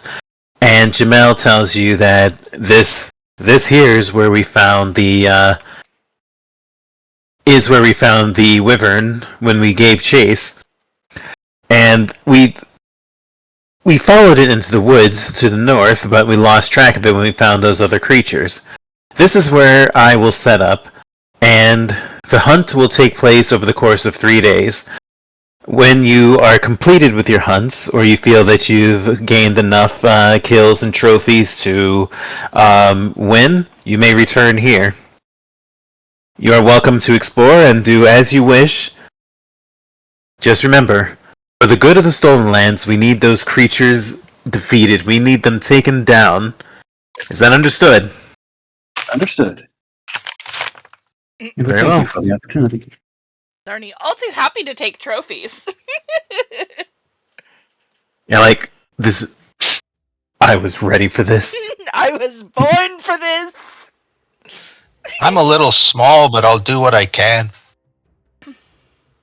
We're probably going to And- be using a lot of survival rolls for this. Hi, baby. Very likely. Uppies. So, once you arrive, Jamel lays out the further rules. There are 3 specific monsters in the region, a wyvern, a hydra, and a kruth, though they suspect there may be other dangers. The groups have until noon, 3 days from now, to return to the barge with proof of their kills. The 3 monsters the travelers have targeted, or others that haven't yet been discovered. Which point the group that has secured the greatest success is declared the winner. So, at midday, the party arrives at a small little section in the river, this area that you see on the map. From this starting point at A1, do you see the A1 or no? No. Okay. No. So I will add that. So, yeah, it's hidden, so there we go. Yep. At this point, Yeah. A1, you can travel to where you'd like. Now, we're not gonna really track time, but basically just consider that if you want to move stealthily, it'll take up more time. But basically, I'll eventually tell you that time has passed to evening, to night, so on and so forth. So you have free room to explore as you wish. If you need to roll like athletics to climb anything, or survival to go through the woodlands, if you want to cut a direct route, you can do so. So basically, you're using Yef to represent where the party is going. Make sense? Yep. Sounds good. Okay. So, once the rules are laid out, Annamede and her 2 bodyguards head east up the river. And she mentions that she has no intention of hunting and wants only to spend the time relaxing while she watches events play out in the valley below, lazily gathering information as she goes.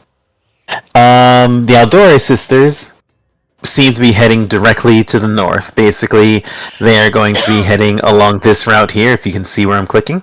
Yep. Okay. And the 3 rangers that Jamel brought to represent the Embeth travelers are going to go to the river and then head up to go along it. They seem intent to look for the Kruth. So, where will the party go? And keep in mind, you can explore the ruins here if you wish.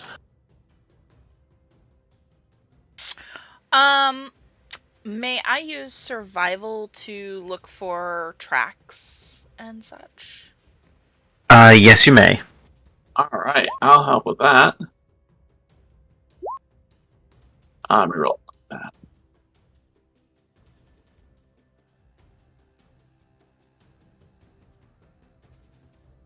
Oh, were you going to reroll? Yeah, sorry. I thought I hit the button. There we go. Okay, so that'll give Zarni +2, 24. Okay.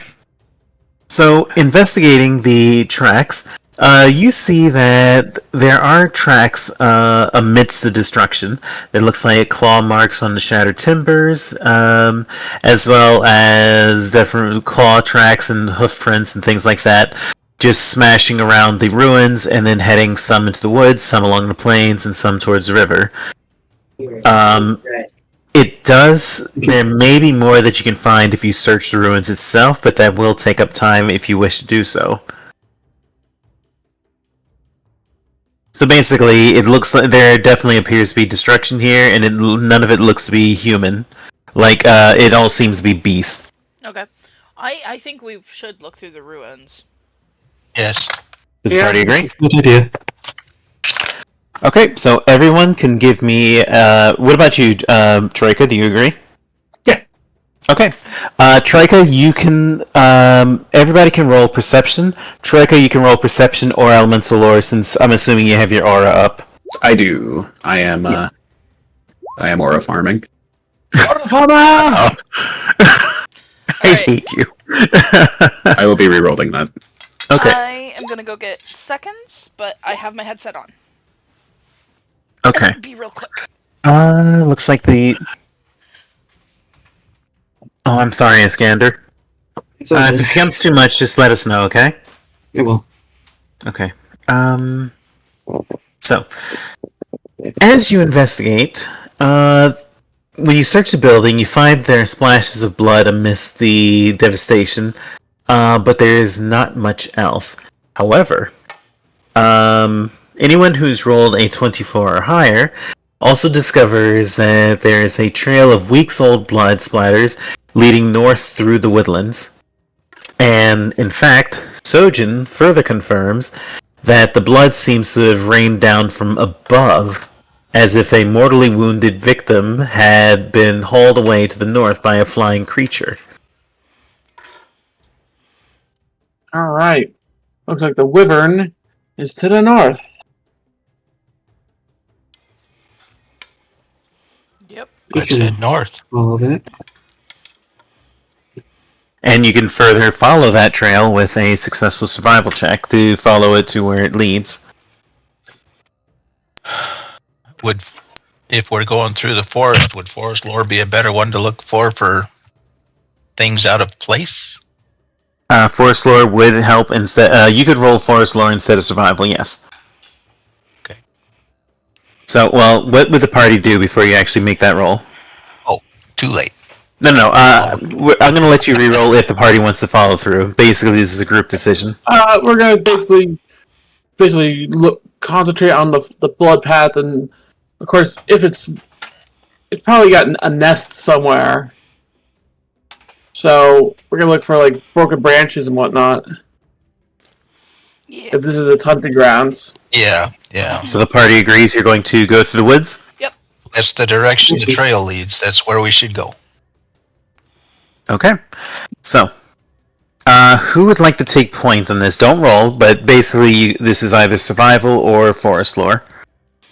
Forest lore will be the lower difficulty if it matters.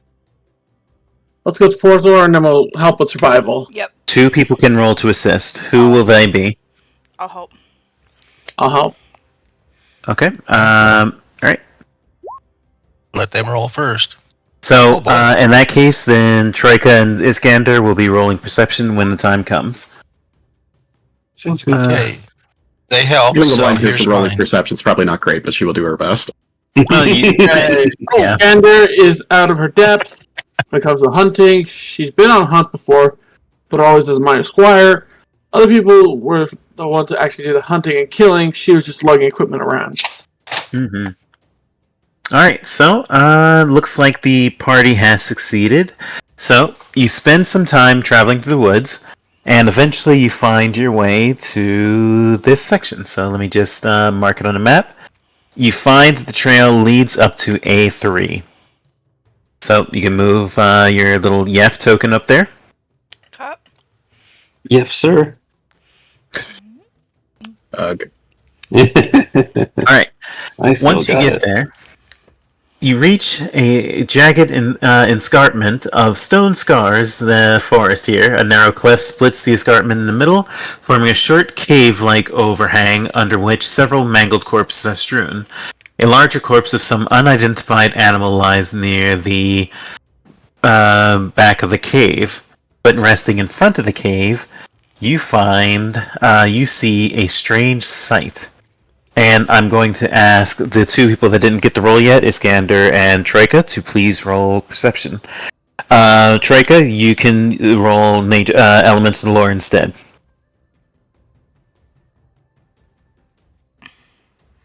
The elements guide me. So, Iskander, you notice that the wyvern, not the hydra, the wyvern seems kind of strange, because you see that, like, green shoots of, like, vines and plant life, like, seems to shoot out of its body at random angles, almost as if it's not fully made of flesh, it's partially made of plant matter, which is very, very odd. Iskander, that is quite odd, you've never seen that before. Troika, the earth is screaming at you that this ain't right. The earth is actually terrified of that creature, and you feel this uniquely.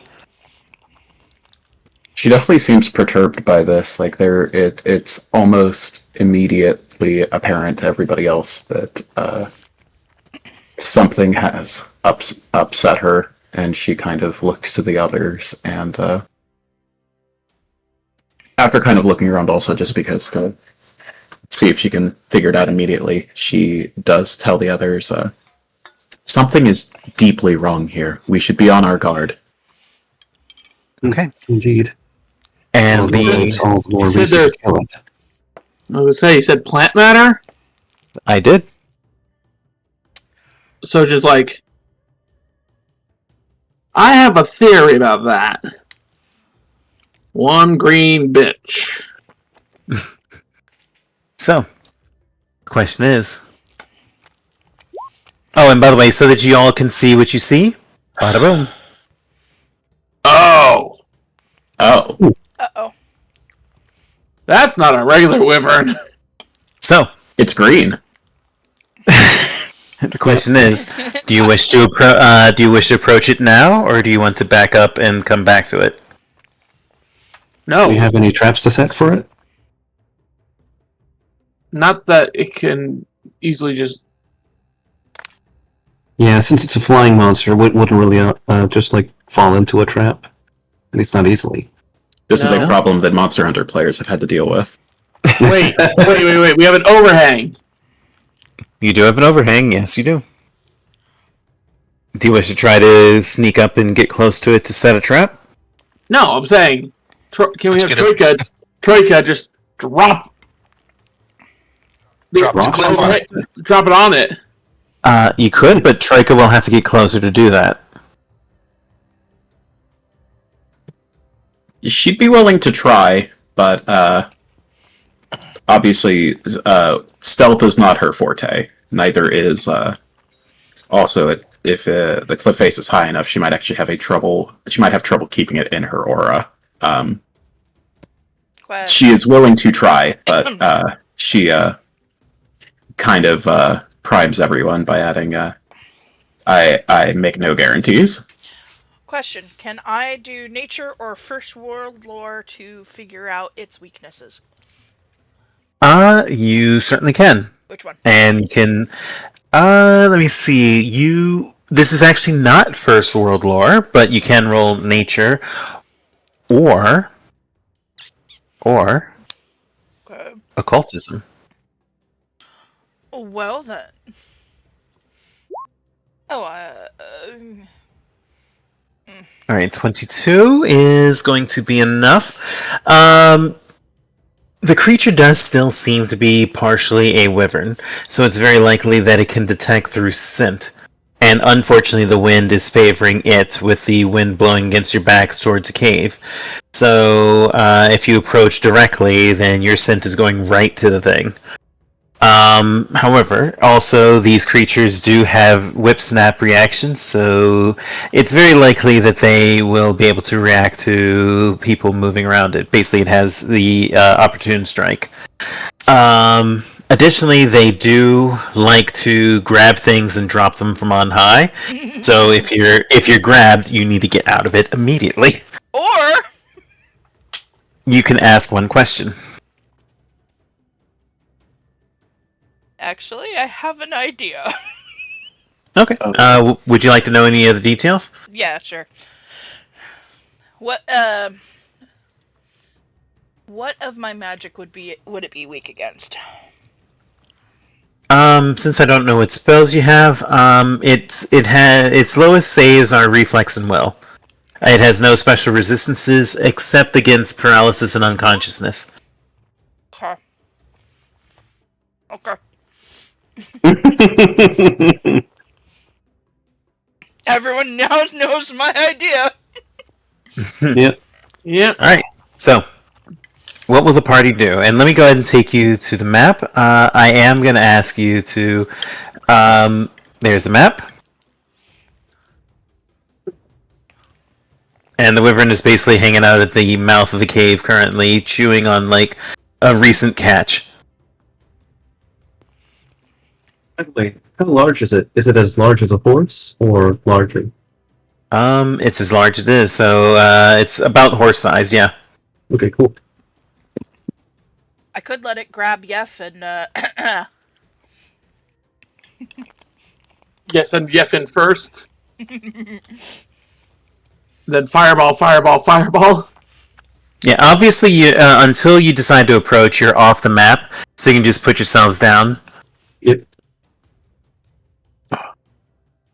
Does anybody need help being put down the map? Oh, ouch. Yeah, I got you. So, Where did I end up? He's kind of there's just really know about hunting, so she's basically following everyone else's lead on this. Okay, so what will the party do? I'm gonna. Iskander's idea is to rush in and hit it with her lance, but that's her idea for everything. I'm going to suggest sending Yeffin like a terrier. And I also need to put in Amiri before I forget. Yeah, it's like Amiri. We want to, as much as we need to, basically just we're gonna Pull it send out. it in Yeff to pull him out a little bit. Do a little bit of damage. Yeah. You hope. Well, all I can say is focus on its wings and its Good tail. we don't want to get hit by its wing. We don't it to be able to run away from us, and we don't want its tail to hit us because that tail looks nasty. Yeah, It's got this a is one Thogamizer. situation. We're doomed. This is one you said situation we don't want to get I- some tail. I have an out of character question. Yeah, what's up? Did we set up that +1 striking sword as part of my held items in the bag of holding? The spare +1 striking sword. Yeah. Let me double check my party loot. I'm curious what the chat thinks about this this monster. I think I just put it right into your inventory right now. No one has said anything. Okay. And I'm happily chewing my food, and I do apologize, but this is really good. No worries. I don't see it in my inventory. Is why I'm asking. I was going let me put that in there for you. I was going to change out for that weapon rather than. It was a longsword, you said? Yeah. Okay. Okay. Don't forget the +1 striking also does double damage. Right. Give me a second. Let me. Or 2 dice of damage, rather, not double damage. Longsword. Alright, well, while you're doing that, what is the party's plan? I said my bit. Alright, so you're gonna send in Yef to blow up? Pretty much. Okay. After all, he is small and edible. Upon hearing her say he is small and edible, Yef is gonna look at her like... Like, what the heck, lady? You know what it's gonna be? It's gonna be... You know that picture of Jeff from Marvel Rivals where he's wearing a World War I helmet and he looks sad? Yeah.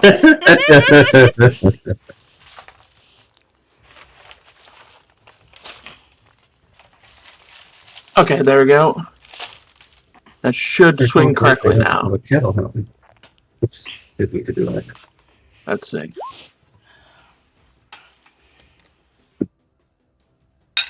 After we blow up, yes.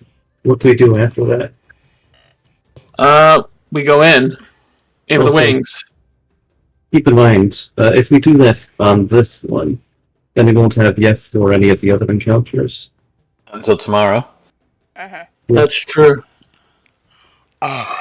Excuse me. And There we you go. do Okay, have to be back by the end of 3 days. Oh, by noon of the 3rd day. Yeah, If you're late, then you lose. yeah, sure. Anyway, so let's roll up ourselves, send in Yef, and then roll. Yep, so everybody roll initiative. Yep. Since the party, I'm going to let you roll stealth instead of perception, if you wish. I'm going to I would like to do stealth as well. I mean, For go ahead. initiative. Go for it. I'm going to roll stealth as a joke, just to show you what that actually does for Iskander, but I'm actually, in all seriousness, going to roll perception. Still can't go first. Well, the funny thing is, guess who rolled? Oh! I Apparently- rolled perception. I got 31 with a natural 20. Okay. Sojin, you're up first. What do you do? Or are you gonna, like, right now you're technically off the map. We're just keeping everybody on the map so they can see.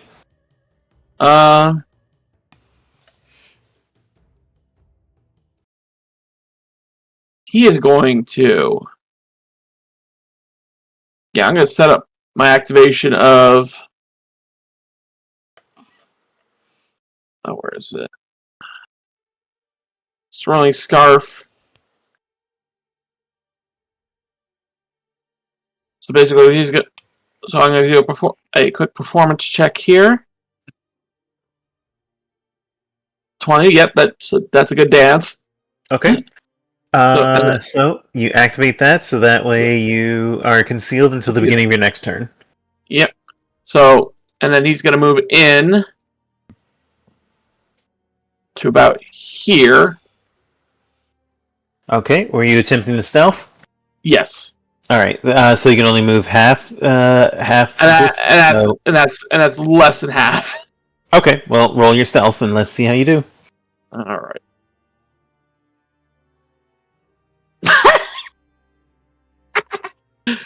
23. Awesome. I'm Okay. not even proficient in my stealth at the moment.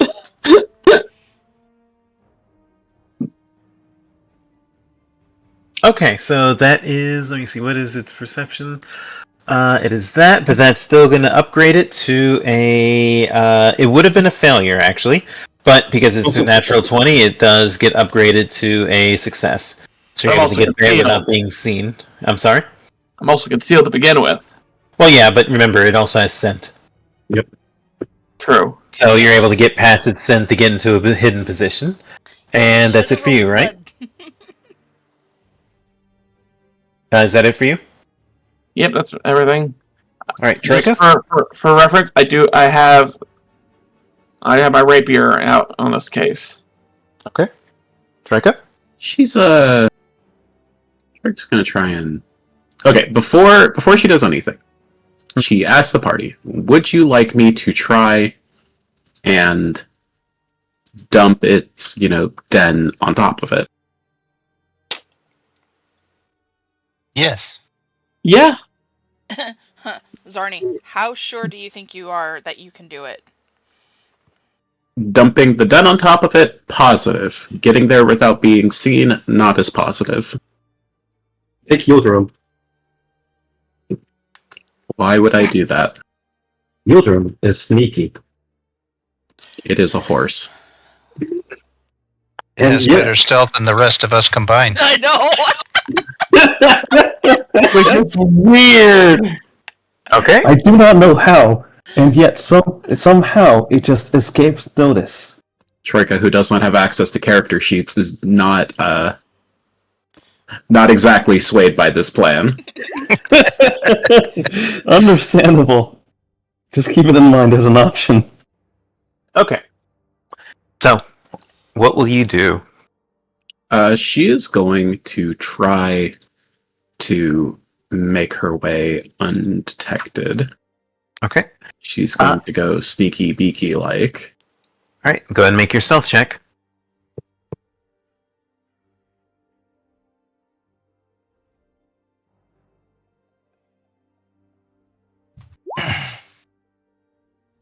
Okay. I will attempt to re-roll it to get a better roll since that is a 10. Yeah. Okay, cool. Alright, 23. As you get closer, all of a sudden the wyvern sticks up its head and sniffs the air in your direction, and you realize that you are seen. So that's one action. And it calls out with a loud "Search!" What? as it unfurls its wings and it cries out. Basically, it's making itself known that you've been seen. Troika pauses and then just goes for it at the edge of her aura. Yoink. Okay. Drop that cave. All right. So as you drop the cave on, drop a big chunk of the cave down on its head, it's going to have to make a reflex save against your class DC. What's your class DC? 23. 23. Okay, so I'm going to take half damage, and I'm going to say that you can roll 4d6 of damage, and then I'll take half of that. As you basically drop a load of stones onto top of its head. Alright, so 7. rolling. Yep, so it takes 7 points of damage, bludgeoning, as the stones and boulders crash down its head. And it's in a it has no idea what's happening as it looks up because it doesn't correlate you to what's happening. And is that it for you? Yeah, we'll say that takes 2 actions. Okay. You did that as 2 action? Yeah, I mean, I feel like for how big the action is, it makes sense for it to be 2. Okay, in that case, give me 2d6 and add your con.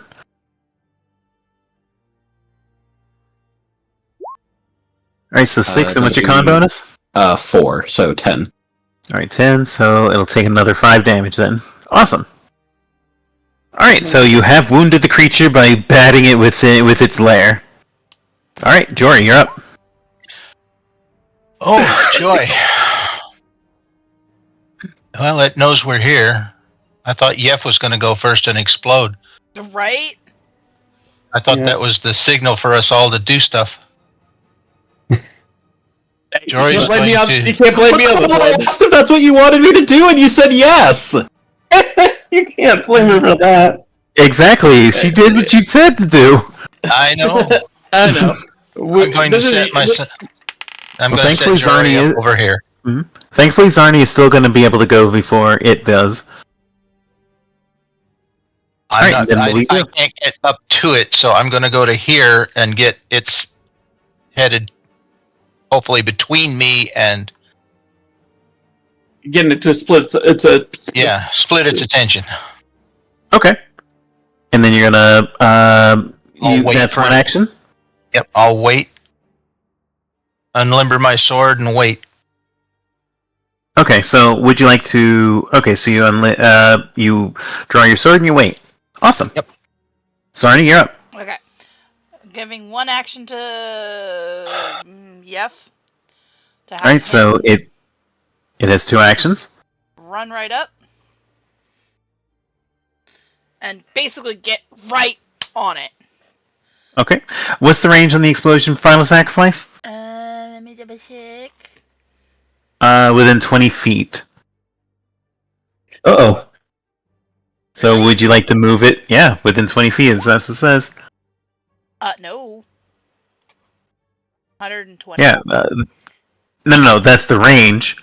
But if you read the description, it explodes to on it and anything within 20 feet. So if you want to avoid hitting your party, I'll have to move it in. Okay. How about Okay. run right up into its maw. Okay.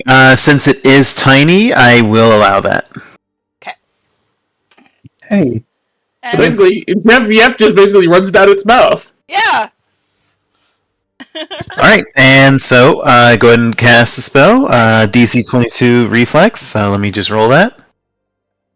19. That is a failure, so it takes 27. 30. I'm sorry, 30 fire damage.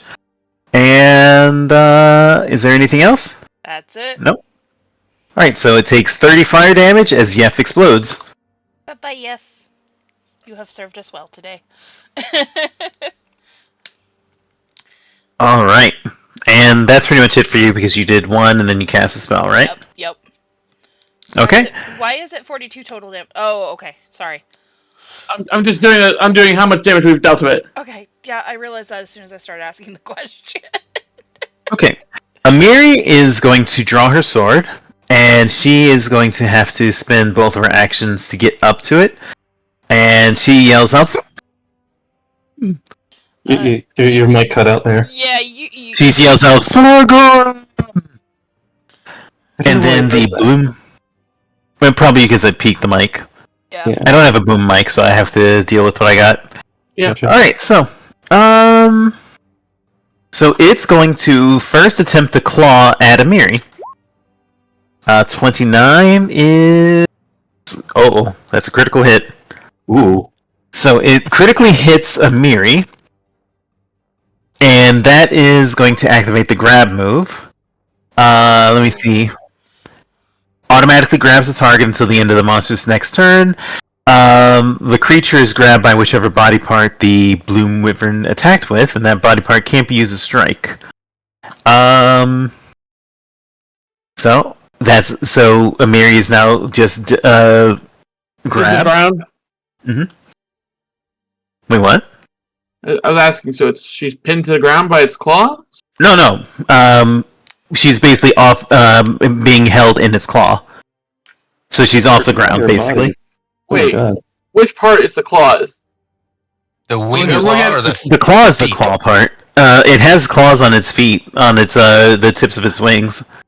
Yep. So is it the wing claw or the foot claw? The wing claw. Okay. Okay, so now it's going to have trouble taking off. Not really, because it's built for this. Remember, it was literally dragging something by. Right. I mean, I said. You see what I'm All saying? right, then it's foot claw then, so that we can make it clear. Okay, so it's basically grab the Miri with its foot claw, and then it's going to immediately fly up into the air. It has a fly speed of 60, so it will go fly out, and then 50 feet in the air, and then drop a Miri. Oh crap. And let me just check falling damage real quick, because I don't think that That's too short for falling damage. 50 feet? Yeah, I think that's... No. It's more than 5 feet. I'll say unless you're playing Monster Hunter, I think it's noteworthy. Yeah. So Amiri takes 25 damage from the fall. Oh. Ouch. Are you unconscious now? No, she's still alive. Holy shit. But now the wyvern is 50 feet in the air. And I'm going to use that flag to represent that it's flying. Iskander, you're up.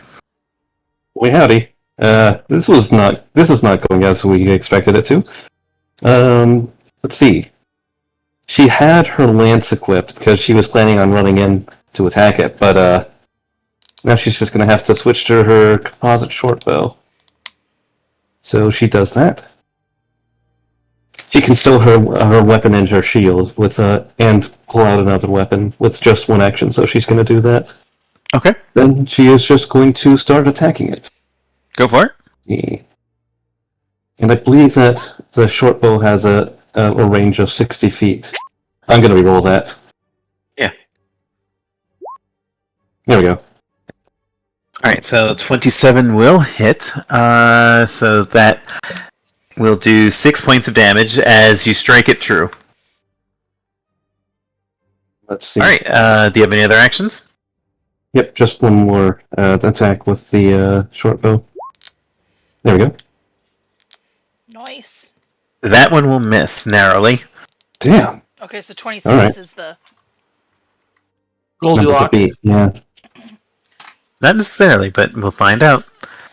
Alright. Sojin, you're up. It's currently 50 feet in the air. What will you do? Okay, question. If I got up to, say, if I moved here and then vertical... Of course, I have my gecko slippers. Mm-hmm. If I was able to get up there, would I be able to hit him from basically standing on the wall? 50 feet up in the air? Yeah, now thankfully the wall is high enough that you could, but you would have to use 2 actions unless you can increase your move speed. Right. So you have to use one action That's what I was asking. Yeah, so basically 1 action to activate your slippers, and then 2 actions to get up to within range.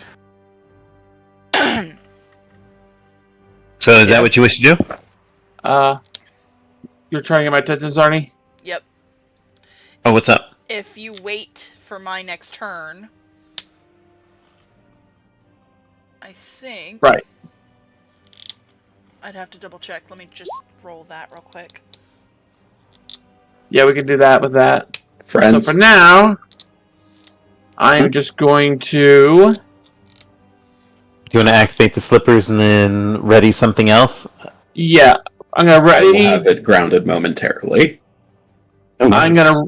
I'm gonna. Okay, so even if I roll through the space under where it was, would that count for my roll on through? No, because it's not on the ground. That's what I was asking. Okay, so anyway, No, that's fair. so activate my shoes, move over to closer to the wall here, and then prepare to strike if it lands near me.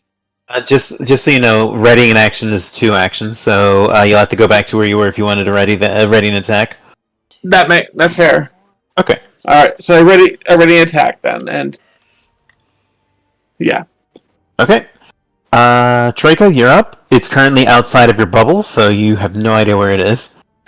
Well, I can I mean, you I can can- still try to seek with a perception check, but you're basically relying on your hearing. Okay. I am going to first do a. All right, I will seek as a perception to try and get a understanding of its location. Go for it. 22. Okay, so it is. You have a good idea of where it is. It's basically concealed to you. So if you can attack it, you'll have to make a flat d20 check, but you have a good beat on it. Good enough that you can do something. That's fine. The important thing is that I can do this. Oh, fuck me, it's 3 actions. Oof. Oh, that. Oh, that is such a good ability. Okay. I didn't realize until I clicked on it that it was 3 actions. So Well, Yeah. thankfully for you, the perception was a free action since you're in a combat situation. I'm treating it as a free action. Oh. So, would you like to roll that? it needs to make a check against a reflex save against my DC. Oh boy. 26. What's the difficulty? It is a 23. So, Okay, so it is a success. It does take half damage though. Yeah. So roll those d8s. Oh, it rolled damage. already rolled. So, it will need to, while it is inside of the weight of stone, make the check again, or not only take damage but be pushed downwards. If it fails any of those checks, it cannot fly, levitate, or otherwise leave the ground for 1 action after it is pushed downward. And that activates if it starts its turn in the aura. In specifically it is like a 20-foot AOE. Okay, so where it's I'll probably make the center of the AOE right here then. Okay. So It's a 20-foot diameter, so 10-foot radius. Okay, so I'm just gonna assume that you do it so that nobody in the party is affected. Yeah. Okay. Cool. It's doable. Jory, you're up. Well, I'm gonna put my sword in my left hand, take out my dagger, and chuck it. Okay. What's the dagger's range? dagger's range is Where'd it go? it's only a 10-foot. 10 feet. Well, that means you can still roll. It's just going to be at a minus 2, 4, 6, 8. It's going to be at a minus 8 because of range. Oh. Well, then You it's have a not even bonus? worth trying. I mean, you might get a crit. It's your choice. I did. Oh damn! That's 31? That's still like 23 because of the range. Yeah, because of the 23, that's going to be a miss. But it comes back to your hand. Yep. Because if it was a Oh. crit, it would have upgraded to a success. You can only hit this thing at that range with a nat 20. Okay. Alright. Prepare an action? Well, he had to take an action to draw the dagger and then to throw it. So, I guess you'll end your turn, or do you want to have Arf move? I have one left, so Mhm. right? So I will have Arf move us to here. Okay. Sarni, you're up. Alright, I'm gonna go ahead and cast that haste on everybody but myself. So that means one person's mount gets haste. Who wants it on their 1, 2, 3, 4, 5. Wait. It says target one creature. Yeah, you have to. You have to cast it as 7th level spell, which you. Oh, yeah. Never mind. So I'm gonna cast it on Sojin. Alright. Yeah, since Sojin can actually run up the wall. No, it's all good. It's all good. This is the first time you've had to deal with that. Yeah, and it's like the first time anybody sees her do a help spell. Alright. You have 1 action remaining. What would you like to do with it? I'm gonna shoot at it with my crossbow. Go for it. Pew! Can I reroll Alright. that damage? You know, I'm gonna let... That is awful. Alright, you know what? Wait, Roll- that's not right. Look at that. Yeah. That's only one. What? Yeah, roll 2d6. Roll 2d6. Because that's not even. No, it's not even 2d6. Like the damage on that is not even right. No, it is. It is. That's No, correct. crossbow is... No, it's just that the crit is not doubling. Yep. So, I mean, The crit did double the damage. The damage was calm down. Alright, so you do manage to land a hit, shooting it in the side of its wing with the crossbow for 8 points of damage. Oh, Alright, that's actually, real quick. Remember, I have that attached as well. Okay. So... let me see. When light fix the spell attack. Spell attack roll by activating the... 1d4.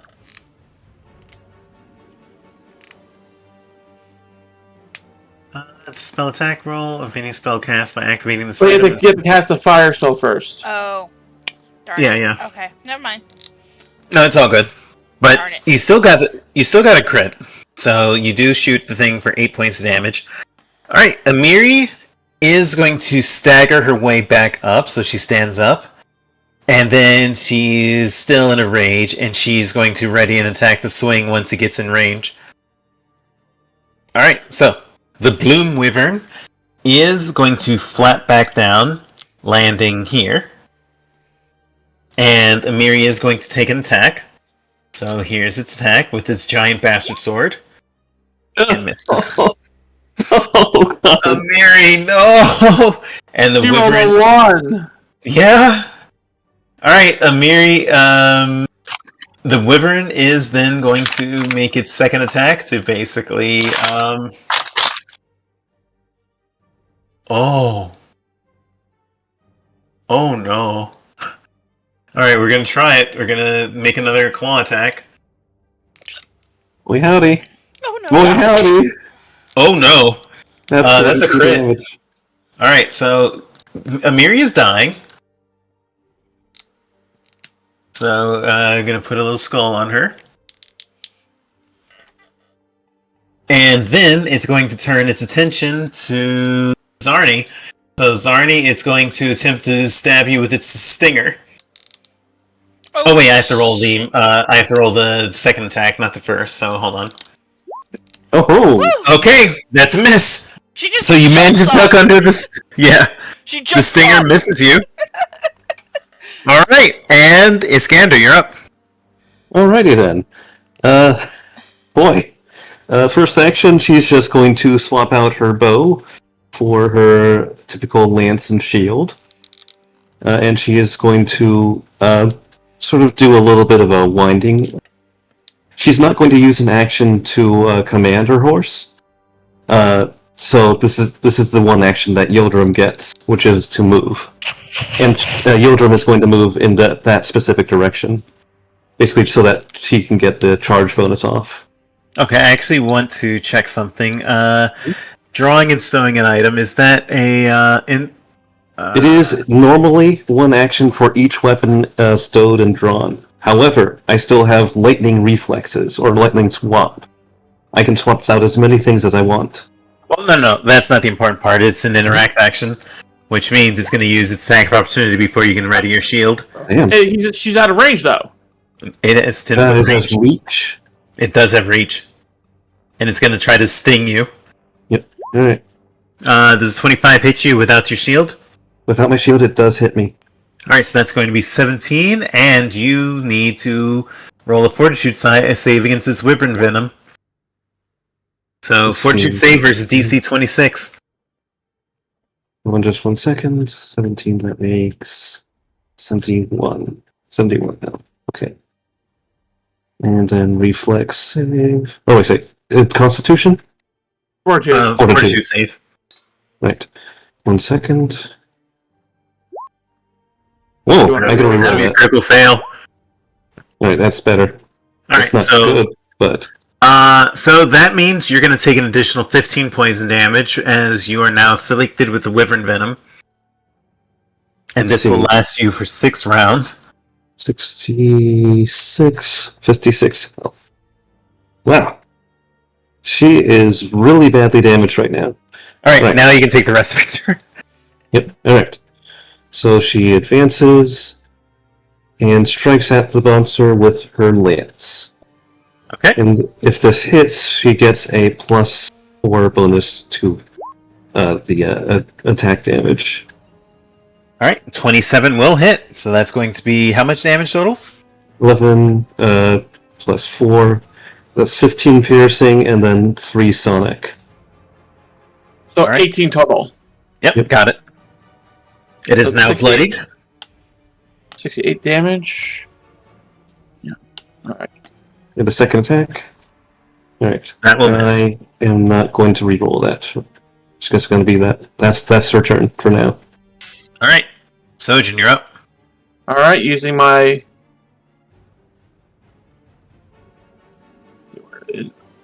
Tumble through. That is a... Acrobatics versus a reflex. Yep, go for it.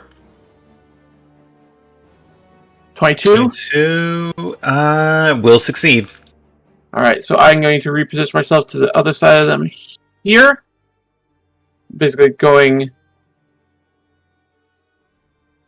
Yep, so you gain flanking. And panache. And you gain panache, yeah. Alright. And I still have my 3 actions for attacking! Yep, thanks to Haste. thanks to haste. Alright. So... Would you like to intimidate first to reduce its armor class? Of course! Go for We're it. going to demoralize. Intimidate. 13! That won't do it. Alright, anyway, on to the first attack. Oh. Alright, that will 30. That will be minus its armor class. That'll hit. 32 That'll because be it's flanking. effectively, yeah. So that will be 10 plus 3. so 3, so 13 you said? It's 13 for that. Alright. And then, of course, I'm going to go again. This with a... Is this a finisher or are you just Of course! I'm going to go with Okay. the unbalancing finisher this Go for it. time. Alright, 26 will miss. Oof.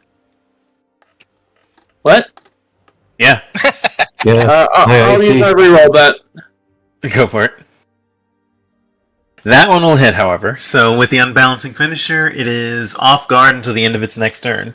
So And it takes 19 damage. Alright, so I'll use... So that was 13 and 19. I'll use that to represent off guard. And how much damage did you say? That one was 19. Alright. So It is still 13 plus alive. 19.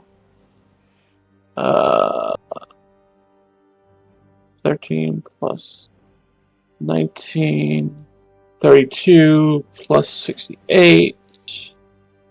We have done 100 damage to this thing. Nice. Okay. Troika, you're up. Trick is going to take her first action to do Ocean's Balm on Amiri to try and stop her from dying. Okay. So, how much healing will that do? At the moment, it would be for level 6, 3d8. Go for it. She also, so that's 11 points. She also gets fire resistance 3 for the next minute. Okay, so she Oh, is excuse me, alive. fire resistance 4. Nice. So she is no longer dying. She is still wounded, though. That's to be expected. After that, she'll make a 2-action kinetic blast attack in melee. Okay, and obviously you are going to get flanking because of Zarni. Oh. And Yiltrim, yeah. Actually, it works for both of them. So, 19 will miss. Would you like to reroll that? Hold on, why did it roll twice? Oh, I didn't see this. 24 will miss. Would you like to reroll that? I will use my last reroll to attempt to reroll. Go for it. Does the +7 con only apply to the damage? Yeah. Gotcha. Okay, Wait, hold on. Let me double check. Oh yeah, good. Go ahead and check that. Okay, yeah, it is calculating correctly. It is scaling off of Constitution and all that. Okay. Gotcha. That will actually hold on. It's off target, so get your hero point back. The first one does hit. Oh, score. Yeah. All right. So that's going to deal how much damage total? It will be plus strength, plus con. 19 points of damage. All right. How do you want to do this? Oh, sick. She is going to reinforce her blade with bits of the stone and metal, and then or bits of nearby stone, and attempt to just like dart under it and slice across its chest, hitting vital organs, and then also leaving the head mostly intact in case anybody wishes to take that back as a trophy. Oh, You nice. would have to win the contest. Yeah. Oh, yeah. So in that case, she, slides under it, makes a pretty deep slash with her weapon, and then slips out just in time to not get completely coated in gore. Okay. So the creature is dead as you slice into it with your attack, ending its life, and the Bloom Wyvern is defeated. Gonna want to grab a couple of teeth. Now, Before we do that, can we heal Eastgander so she stops dying of poison? yeah, because we're gonna stay in combat time because the poison is lasting for at least 6 turns, unless somebody can. Med check. Did anybody buy a healer's toolkit? I know Zarni has one. Yes, I do. Okay, so you can attempt a poison check, but we have to wait for your turn to come around. So, Jory, what are you gonna do? Well, since it died, right? Yeah, it's dead. I'm going to take my dog and go investigate the tunnel. Go for it. Oh god. If you find babies, kill them immediately. Yeah, Really? I hadn't thought of that. we're not saving animals today. Only our own. All right, so as you investigate the cave, since we're out of combat time, I'm not going to have you determine how far you move. You're just going to spend your time exploring the caves. Give me a perception check.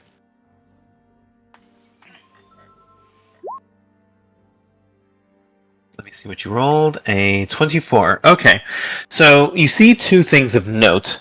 You see scratch marks that look to have been carved into the wall by the wyvern, most likely, because they are intelligent creatures. Do you speak Draconic? Anybody speak Draconic? Grumpy. I do. You do? I do. Okay. Yes, he does. The very simple letters, it says meat, die, mine, food, over and over again at different spots in the wall. However, you also notice some other markings mixed in, which appear to be made from different things, made from an inky chalk, not chalk, but an inky soot-like paint, which seems to have an arcane significance, or perhaps occult significance. If you're not an expert, then you won't be able to. If you're not an expert in either of those skills or trained in the relevant lore, you won't be able to determine anything about it. I'll just point it out to somebody else because it means nothing to me. All right. Sounds good. So, Zarni, you're up. Okay. Med check, right? Yes. So, Yes! oh, Nelly! All right, With that so- 20, can she also be tending Amiri at the same time? Well, no. You would have to spend your time working on one. Basically, what this does is that when Iskander's turn comes up, she's going to get a +4 to her saving throw to try to get rid of the effect, Okay. which is very important. Amiri is very disappointed. She didn't land a single hit on this thing, so she's frustrated, and she's stamping her sword into the ground, but she's keeping her cool. Like, she's breathing heavily, so she's just basically, like, barbarian raging. Yeah. Mira, Right. would you mind butchering it? Let's see if I can get. It was not my kill. I don't have the right to do so. All right, 26. Does that beat it? 26? Let me check. I believe it does. Do I have to get one above the number? No, you have to match it. So that'll do it. You Right. get cured of the poison. Now, keep in mind that happens at the end of the turn. So you are going to take some damage now. So let me just figure that out. You're going to take another 19 poison damage. Whew. Boy, I'm glad that I'm cured now. That's so fucking painful. Yeah, especially because if it got worse, it would have been 66 damage. I'm down to 35 health. My god. I'm going to use the rest of my turn to just heal everybody. Okay. With that said, since we're now out of the poison, the party can rest now. So what do you do? Heal. Zarni, now that we're out of combat, she is going to snag a few of the teeth and start making charms. Okay, so basically you're spending... For the next 10 minutes, I'm going to ask everybody, starting with Zarni, so you're making charms out of the teeth. Yep. What are you going to be doing for the next 10 minutes, Sojin? I'm actually going to be cutting it open and butchering it, just seeing if there's anything inside it at the moment. Okay. I know that Jory said there was something in the cave, but I want to open this thing up and so we can get most out of it that we can. Okay. You can butcher it, and you can add 4 rare ingredients to your supplies, but there are no other treasures or anything inside of its stomach. Oh, That works for me. However, That's what I said. that's where the rare ingredients come from. However, its organs are wrong. Because you notice that its heart and lungs are basically like flowers, daffodils, and things like that. Like, its innards are all plant matter. It is impossible to be, and yet it is. Exactly. Alright. Iskander, what are you doing? You healed, so everybody gains 8 HP if you are short. 14. Oh, 14. So everybody gains 14 HP. Oh, I'm good. I didn't take any good. damage, surprisingly. I think that's mainly for Iskander and Amiri. Yeah, because Amiri kind of suffered. Yep. Alright, She played her role. Trika, what are you doing? She's removing the head. Iskander could also be used some healing if you've got another splash. Since it takes 10 minutes, I'm going to assume that you can just do that for everybody. So go ahead and roll once, and that'll be for everybody that's wounded. Ocean's Palm is so good. It is very good, except for the part where you can only receive it once every 10 minutes. Indeed. I mean, it's a downtime spell, but Yeah, once you're out of combat, it's free real estate. Also, guys, it's free real estate. had Troika not killed it, you're gonna finally see that. Yeah. Oh, well, I mean, there are other things that you can do, so... Oh, yeah. Alright. Alright, so everybody roll the healing, if you please.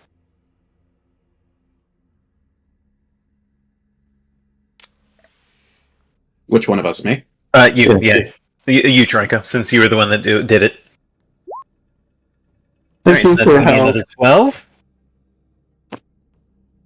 Amiri is still down by another 50. About. Oh boy. She's barbarian. She has a lot of health. 88 health. Alright. Is a barbarian. What about you, Grumpy? You went ahead and searched. So what else we can do? Is there anything deeper in the cave? Yes, there is a section back here. If you see where I'm clicking. Yep. That was what I was looking Yeah. for. When you head there, you do see what appears to be. It looks like this is a section that is way too small for the wyvern to travel through, and it looks like that the rest of the party would have to like squeeze through, but you're fine. And it looks to be a small, like, it appears to be a small campsite, actually, and you see markings all around the ground. If you're trained in religion, you can get some information from it. I am not.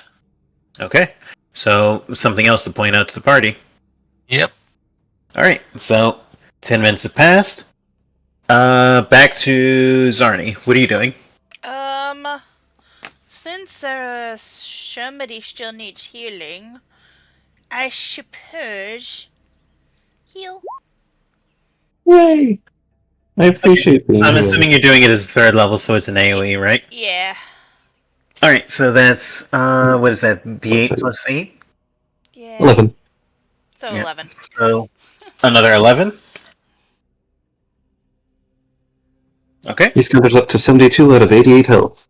So we'll see. It looks like I'm at 48 out of 85 for Amiri. Oh god, she's only halfway. Yeah. She took a beating. Alright, and going to Sojin. Sojin. He's gonna hand her a potion. I had one of his lessers. So that's 2d8 healing. plus 5. Go ahead and roll it. So that is 13. 13. Alright, she's up to 61. And she will accept that and be ready to move on because she's above half. Okay. And while we're moving, she can get healed anyway. Alright, Iskander, what about you? Just to remind, Jory has pointed out there are some strange markings in this main part of the cave, which you have to be an expert in occult or arcana to translate. And there's an area up here that has markings that you might need to be trained in religion to investigate. Iskander's gonna start slowly squeezing through to get into that last part of the cave. Okay. Troika will She- join her because she's also trained in religion. Okay. So I actually one of didn't you. know. She could also just widen the hole. Oh, that's true. You could. Oh my god, that's right. So you widen the hole and you just walk in, no problem. And who wants to? Which one of you wants? She goes in last after everybody else, so they all like squeeze in, and then she just like expands it. Everybody's like, oh, right. Didn't bother me a bit. Well, that's So you. which one of you wants to lead the roll? And the other can help. I think that my religion is 8. What's yours?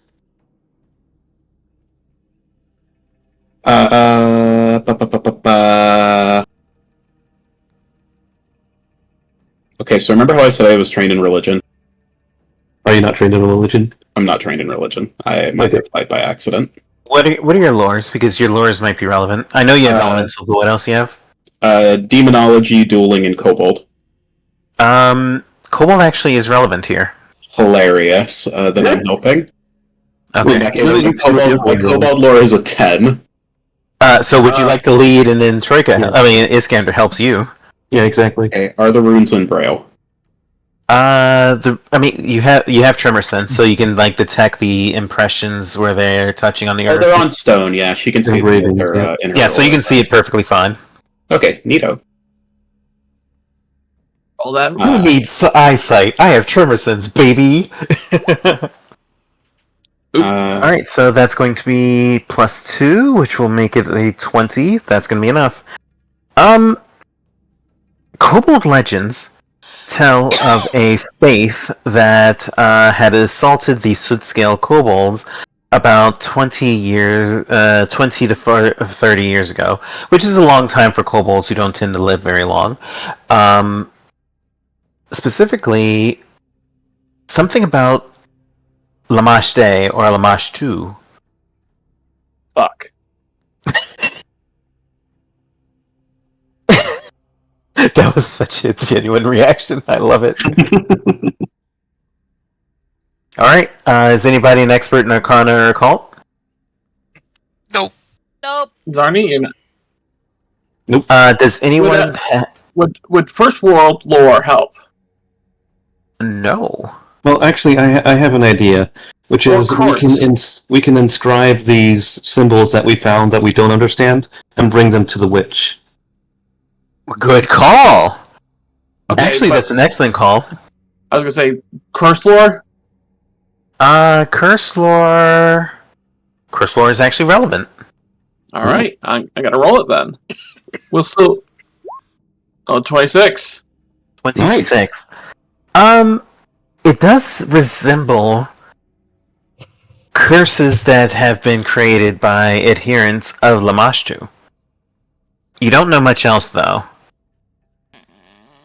All right, let us preserve this and get it to our neighborhood witch.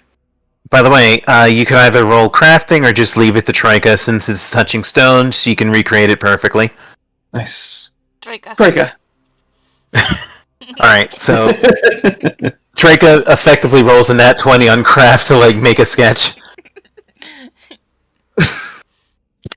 Why don't Who we needs just vision? pop it? Irish Trimmer sense, baby. Just like no, literally, just pop it out of the wall, walk away with it. Stone tablets. Time-honored method of writing. You're not wrong. Yeah, so we Okay. just basically pop it off the wall and bring it with us. So, what will the party do now? If there's no treasure to be found, I'm ready to move on. Yep. We Sounds mount. good. Sojin mounts the head on Wicked Salt's back. And So march you up and can- move on. Alright, you can make a note that you have found Wicked Salt, that you have a wyvern head. Wyvern head on Wicked Salt. Gotcha. Okay, so where will the party go next? So obviously that was the trail from the Damaged lodge, from the Lodge. damaged hut. So you don't see anything else that any other trails leading from there. So it's up to you where you wish to go next. It'll take you about an hour to get back down the hill and then back to the hut if you want to start back from there. I think Take that we about the same amount of time to reach this open pathway area to the... Yeah, I think that we should see if we can pick up on any other kinds of tracks by going in this direction. Yeah. Yeah. Yes, that's what I was suggesting. Yep. Sounds good to me. Thank you. Okay. So the party spends an hour traveling through the woodlands back to the path. And then once you get there, one person can take charge of a survival check to try to find tracks, and 2 people can help. I'm I trained. just rolled, so sorry. No, it's all good. So I have, in that case, Good Zarni will lead. I am trained in survival as well, and I have a +9, so I can probably help. Okay, so go ahead. You roll. Uh, I want to now, re-roll that. thankfully, because of Jory's ability, hold on, for you reroll that. Because of Jory's ability, that's going to be a success to help, and that's going to make the Trika a success to help, which bumps Zarni's roll up to a 27. So, you find a couple things. You find what appears to be elk tracks that seem to be in a hurry heading north towards the nearby river, and then, according to the tracks, crossing the river into this area here. However, you also find tracks of a party, maybe one of the human parties that came with you, heading to the north, up this way. It seems that the elk tracks are a little bit older, though, than the human tracks. Finally, you do see what appears to be like slithering, like kind of a slithery tracks going through the woodlands here. Let's follow the slithering tracks. Yep. That's my That's vote. good to me. Well, yeah. What does the party wish to do? Follow the slither. Follow the slither. Iskander, Treka, you're both good with that? Yep. Yeah. By the way, I wrote something in chat. Since it's been an hour, can we just take it for granted that and then mirror it back? Honestly, yeah, because of Troika's healing ability, they're all full up. Because I'm also doing secret rolls for like random encounters, and you guys are consistently lucky on these. Oh, nice. Yeah, just assume that every so often Troika just like hydro pumps. We're all wet here. Her full of What kind of healing. things is Troika doing? I hate that. I'm gonna tell you, I hate that very. She's gonna hit you with the healing hose.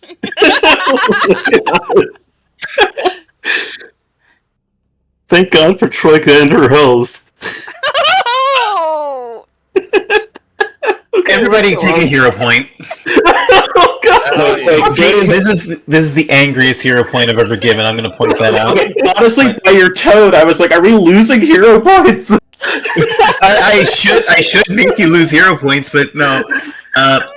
This is the angriest hero point, but take it. God. Let's go. Let's keep going. Okay, sure. Give me a second. I'm just setting up for the next map. Mind, we might want to clip this. Please do.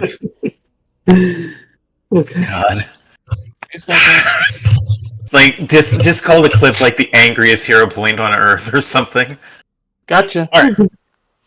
Meanwhile, as the party gets close, you reach a forest clearing that consists of a 200-foot wide bowl-shaped hollow that is similar to a wetland with like lily pads and the like. There's a a wooden bridge that winds through it, and as you near it, at the center of it, you find sprawling a large nest-like structure that appears to be made of broken underbrush and saplings.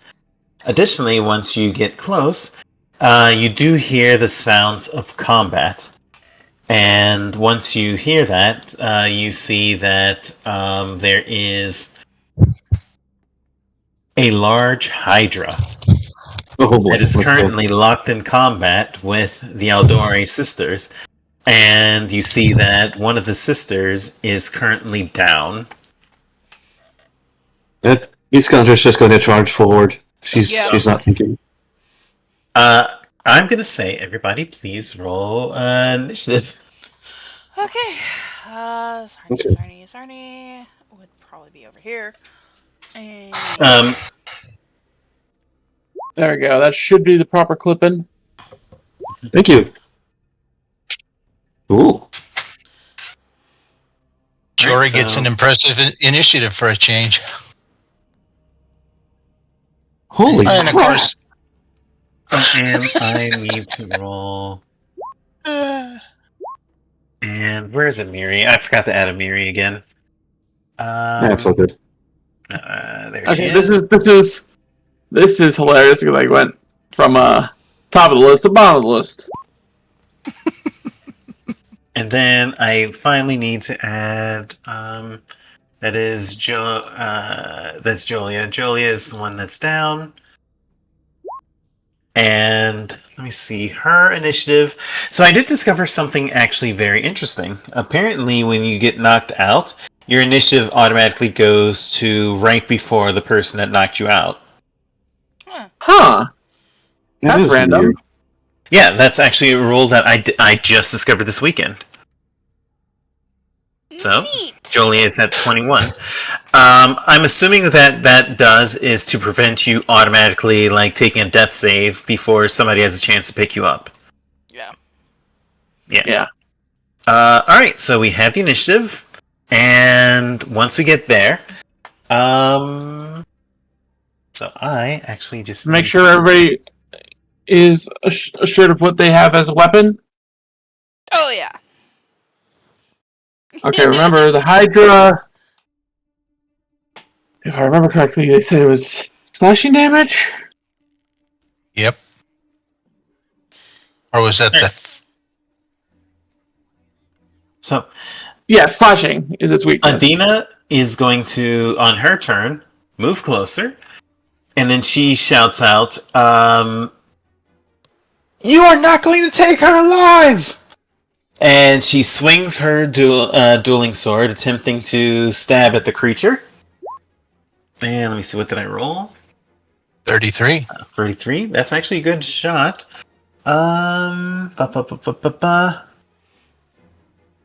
Yeah, that's going to hit. Not quite a crit, but that's going to be for 15 points of damage. Oh, wait, is that a slashing? It is slashing. Yeah, oh, so that is going to actually do another extra bit of damage. Alright. And let me just check one thing, because I need to remember how it works.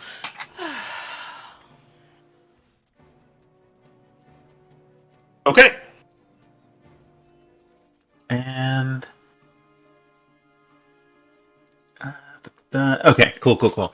Alright, so that's going to be what it takes some damage, and then she is going to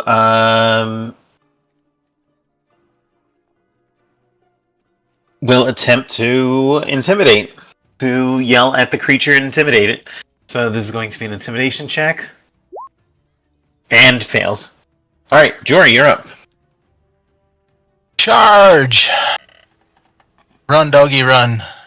I'm going to come up on Arf. This would be flanking. And where did it go? There it is. Take a swing. Alright. Swing, that will hit. So that's going to deal 18 points of damage as you strike at the thing. That is also slashing, so it gets additional. Yep, so that's going to be an additional that. Alright. That leaves me one more. Mhm. And that will miss. Okay. Zarni, you are up. Okay, I was just trying to check something. So Dad knows what song's playing through my head as I'm about to do this. And so should Blasty. Alright, so it's going to roll reflex save, right? Yep. Oh. Okay, so it takes half damage for 3 as the thunderclap strikes it. 3 plus no. Damage is 13 plus 2. So 15. 13 plus... Oh, you're right. So I said... The 6 was the critical. Gotcha. Okay, fixed it. Thank you. So 50, that's what, 6? No. 7? Yeah, 7. Seven, I can yep. math. I'm sorry. No, it's all good. So that'll be 7 damage. Okay, cool. And is there anything else? I'm just checking something.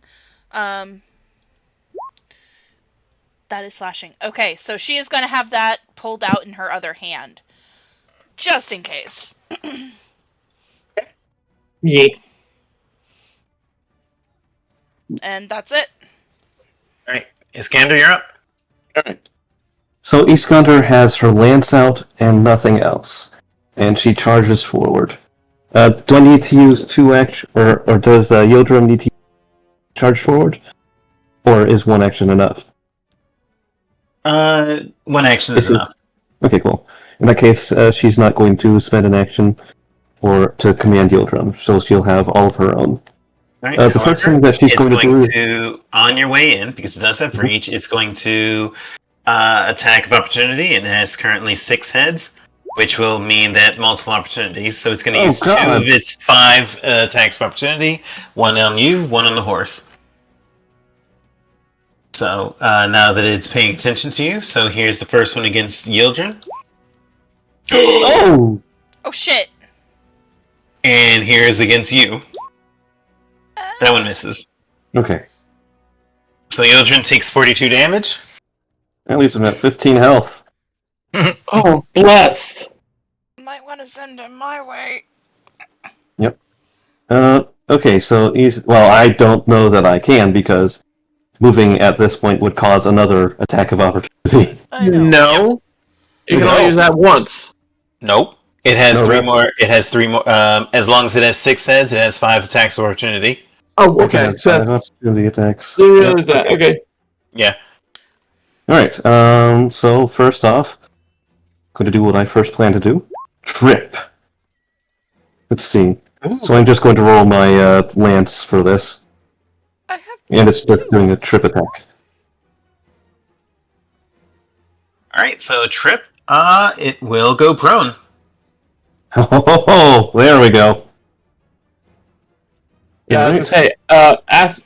Remember, most creatures to turn off regeneration, it's acid and fire usually. Oh yeah. Let's see. I still have 2 more actions. Eastgounder is going to try to intimidate it. She has I think it's called Intimidating Glare or something like that, feat. Yep. So she doesn't need to speak its language to intimidate it. I'm just going to assume that she just makes a war cry. All right. Can I roll that? 20. Yeah. Let me check. Mhm. Yeah, you'll need to re-roll that. Yeah, gonna do that really quickly. Oh no! Okay. Sadly, not enough. Alright, and for her last action, she is going to attack with her lance one more time. Nope, no such luck. Okay. Okay. And Well, you actually, did hold hit on. with your first attack. Wait, How no, much that damage was did you your do with your first? How much Oh, damage sorry. did you do with your first attack? Well, I didn't do any damage. I spent the first attack of it. Unless that actually counts. Unless I can Oh, actually do damage as no. well. You're right. Because it has to have the trip a trait to do that. I get that. And, Okay. And one more thing. Okay, so because I'm flanking it with Adina, and because it's prone now, does that make it? Does that make the 18 and hit? Or no? No. Okay, never mind then. Okay. All right. So on her turn, on Jolia's turn. All right. She is now dying 3. So one more and she's dead. Troika, you're up. All right, you said it was a Dynal Adorai that is taking the near lethal. Jolia, the one that's over on the bridge currently. Gotcha. She will begin moving in that direction.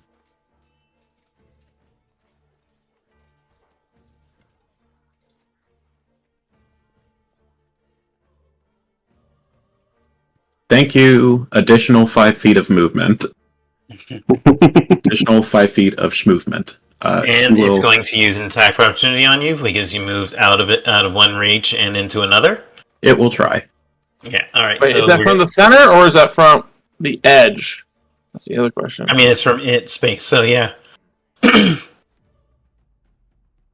33. Okay, so that does hit. Right, so then you're going to take 15. Okay. Ow. All right. It has 2 more attacks of opportunity.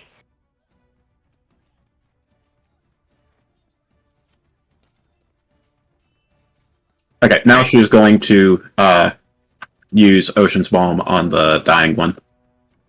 Okay. Go ahead and roll it.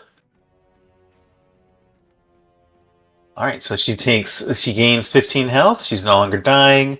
She's wounded 3, though. So she's in a very bad spot. Also, Healing Balm the other one that is still up but in bad shape. Okay, go for it. Another 15. Huh. Alright, Nice. that was a good turn. Alright, and is that it for you? That's me. Alright, Amiri. Amiri is angry, so she's going to come in like a wrecking ball.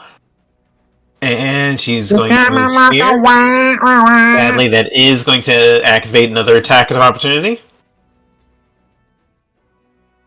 Oh, god dang it, really? Alright, well, thankfully she survives, so that's going to be 26 damage as she gets a crit.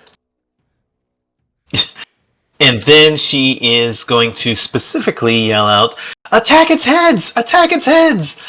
And she is going to swipe at a head with her greatsword. So, she is going to roll. Woo-hoo-hoo-hoo! Alright, so the head is severed, so it's remove the head. And then she's going to reach into her pouch and attempt to throw an acid flask at the creature. So, I guess this is going to be plus 13 minus 4 is 9. So plus 9. So 29. Alright, she throws the acid, which is going to basically burn the stump so it can't regenerate. It's got 5 heads now. Back to It has 5 heads, and it cannot regenerate new heads. Sojin, you're up. I thought Alright, it so started with- I can get on in with impunity then, because it lost that extra. This one started You with are- 6. So it started with Oh. 6. My God. Okay. So that means that somebody had cut off a head and it regrew 2. Correct. Let's see, so it's 30. Oh, I can easily make that. I'm gonna go move into here. Tumble on through to the other side as a second action. I'm rerolling that. Does an That will 18? not be enough. No. Alright, whatever. And then we're gonna just... You are going to get flanking if that matters, so make Yep. your roll. I am gonna... smack it with a hatchet. 19 is not going to do it. 21 effectively is not going to do it. I'm rerolling that. Go for Even though it's tripped. Even though it's tripped, yeah. That will do it, though. I'm going to say re-roll that. Just roll the ability again, For the damage. and we'll just take the crit damage. But Really? one more time. All right, 20, sure. All right, And, so it'll take and that's 23. 23. I didn't call that... Because I did not call that as a finisher. Yeah, remember, you do have to call it. I'm going to let it go, Right. but remember to call No, it. Okay? no, like I did not call that as a finisher. I know that. No. Yeah. Oh, gotcha. Oh, that's what you meant.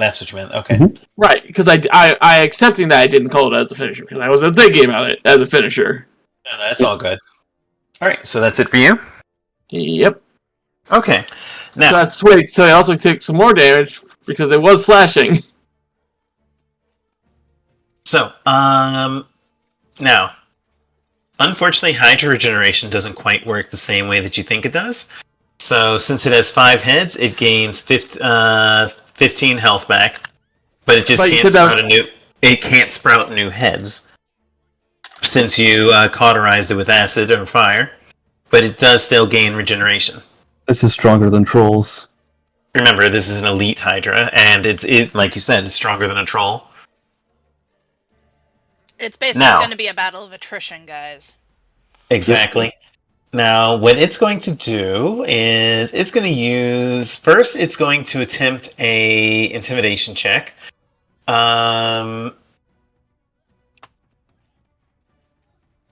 It's going to attempt an intimidation check targeting.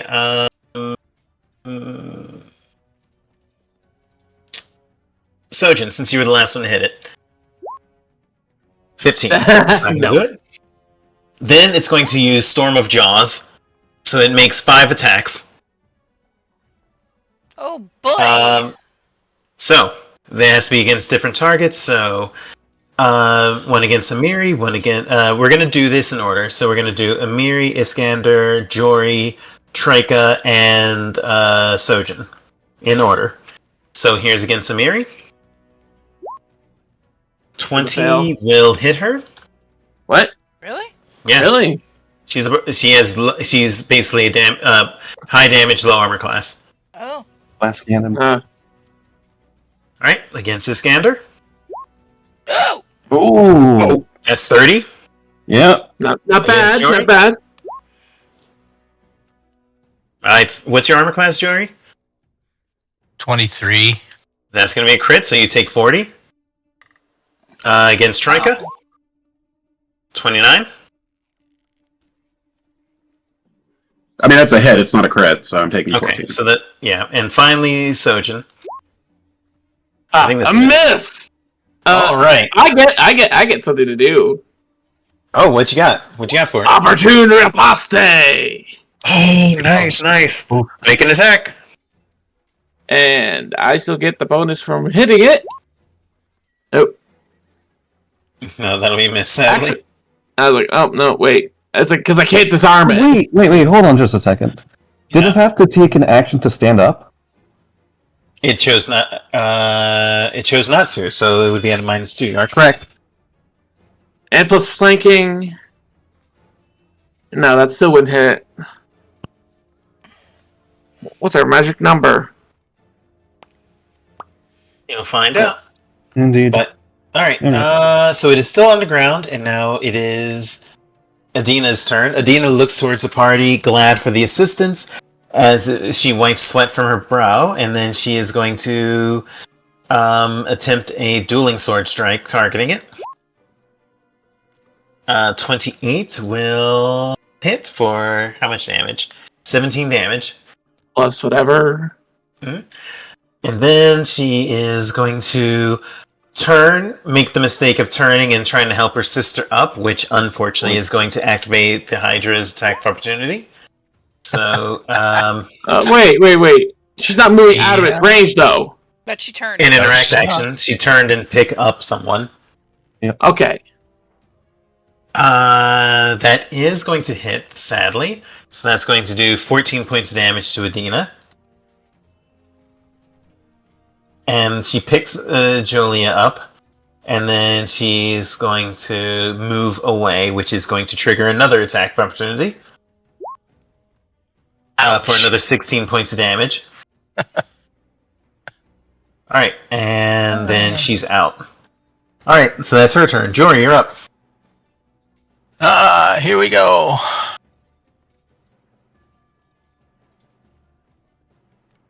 Gonna. 21 will miss. we're not flanking anymore. Well, you're They're not, prone. but it's still prone, so it'll still count. Okay. But a 21 will still miss. Can I re-roll? Yes, I still You have can. a point. Oh, come Mine. on. Okay. Second action? Second action, I'll dismount and tell the dog to go around the other When you side. dismount, that will activate an attack of opportunity. Uh-oh. 28 will hit you Yeah. for 18. Oh. So Ouch. it's got two more. Alright, and what do you tell the dog to do? Run around to the other side and bite. Okay, it will attempt to bite the dog. 26. Poor dog. Alright, so dog takes 14 points of damage. Or 24, rather. Poor dog. Alright, and Dog- go ahead and have it bite. AC? Where? Jaws, right there. Well, where do you want to move the ARF to? Just so that we can see. I was going to put him right where the Aldore had been. Okay. And the 21 will miss. 23. Well, 23, effectively, will miss. Oh, even with flanking, that would make it a 25, right? Because it's still on the ground. Well, No, that off guard doesn't double up. Oh, okay, gotcha. Sorry about that. No, it's all good. You didn't know. All right, and you have one action left. What would you like to do with it? I'm going to drink a potion. Okay, go for it. Where did they go? All right. I got Sorry, one you're somewhere. Okay. I'm gonna move right there. Okay. Caustic Blast. Okay, and that is a saving throw, reflex. I am going to be at -2 since I'm prone. So, where is its reflex? Here it is. So that's going to be a success. So I'll take half damage of 3. Yep. Alright, and that's it for you. Yep. Iskander, you're up.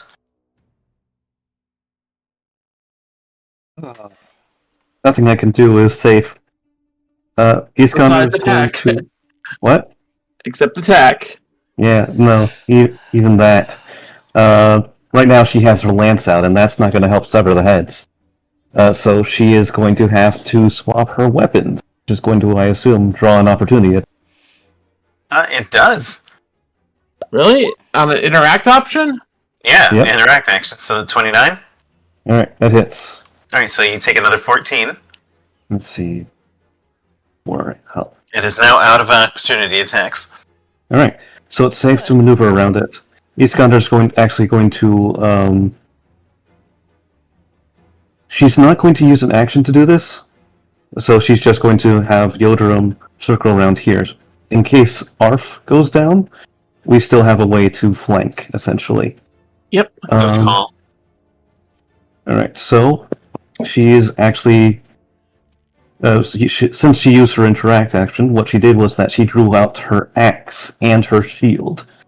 So she now has an AC if she raises when she raises her shield of 26.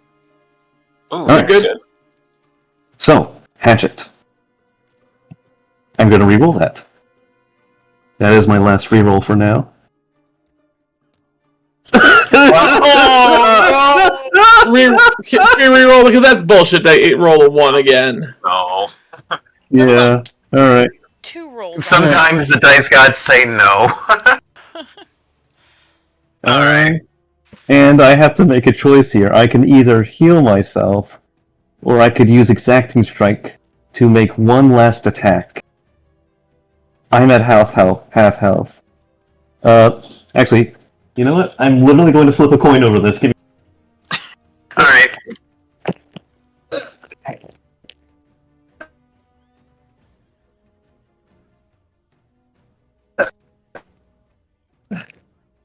This Hydra is just kicking butt, yo. This is close enough.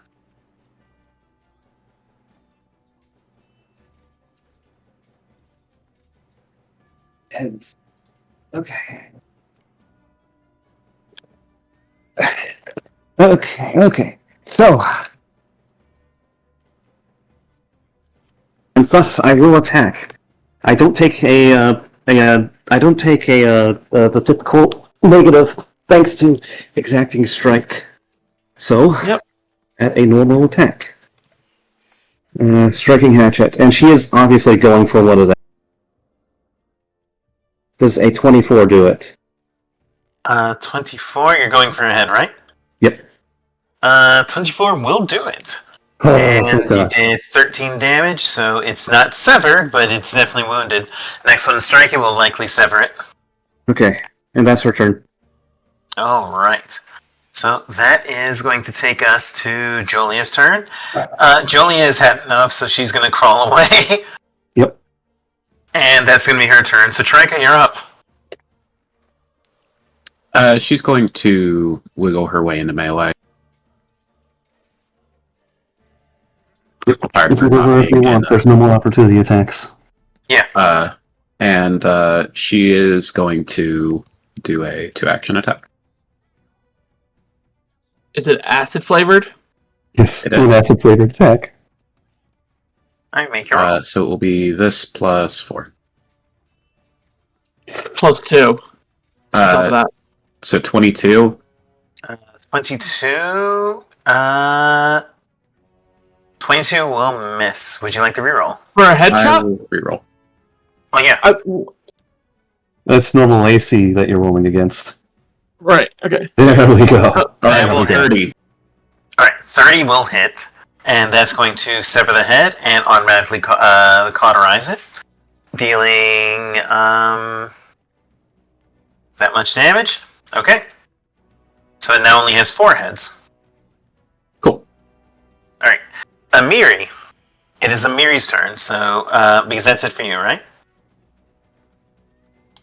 Yeah, move and a 2-action attack, yep. Amiri is going to aim for another head and scream, "Fuck 'em!" And hits! Oh, And will sever another head. And then she is going to attempt a this +9, attempt to throw another acid flask, and misses sadly. splash And damage that's still hits it, right? Hmm? Splash damage still hits it, right? One splash. It is immune to splash damage. Oh, okay. Oh, Yeah. Oh boy, howdy. Don't So- worry. Sojin, you're up. Sojin is going to draw and first strike with his torch on the severed. Good call. Very nice. Does a 24 strike? That will cauterize the wound. Alright. And he swings with his hatchet for the second attack onto one of the other heads. Boy, that's not gonna hit. Mhm.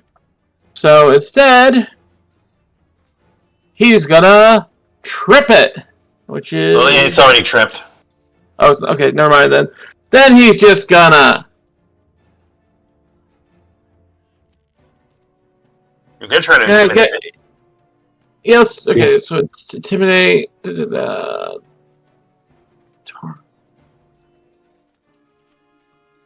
God, this Hydra is doing so much damage. All right, intimidation, go. Yeah, no, I'm not gonna. Oh, man. Alright, it's the Elite Hydra's turn. It gains 12 HP back, Not that. because it still has 4 heads. It just doesn't sprout any new heads, that's the important part. Yeah. It's going to finally stand up, so that's its first action. Does anybody have an attack of opportunity? Exactly. So go for it. Make your attack of opportunity if you have it. Right. I do, in fact, have an opportunity attack. 25 will hit it, so that's going to be another... How much damage? 7. Alright, That's 7 damage. slashing. 7 slashing, so that'll be 12 damage. Excellent, which takes away what it gained. Nice. And then, in its rage, it's going to use another Storm of Jaws. It's going to target... Amiri, Jory... Amiri, Jory... Sojin, and... Troika? Yeah, let's go with Troika. So here's against... we're going to start with Troika first. Miss. No. Sojin? 27? Let me check here. That hits for 16. Jory? I think it's 21 misses, doesn't it? It misses. Alright, and finally Amiri. Ooh. Critical, and that's going to be another 34 damage. She's still up, though. Barely. And that's it for her. Adina and the Eldora are just going to stand down and try to heal themselves, so they're not doing anything right now. Jory, you're up. Okay. First head. 33 will hit it. 35. 35. 30. That's a crit. That is a crit. 42. Yep. How would you like to do this? Hey, typical hero slash right through the throat. Good. And the creature dies as it crumples into a heap beneath Jory's slice, finishing it off in a fatal blow. Slice. Okay, can I cast Caustic Blast to make sure it stays down? Yeah. Go for it.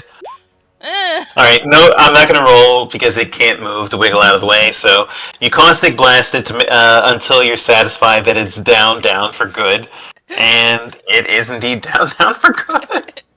Iskander was also contributing by hacking at it even though it's already dead. We Like, should just getting big...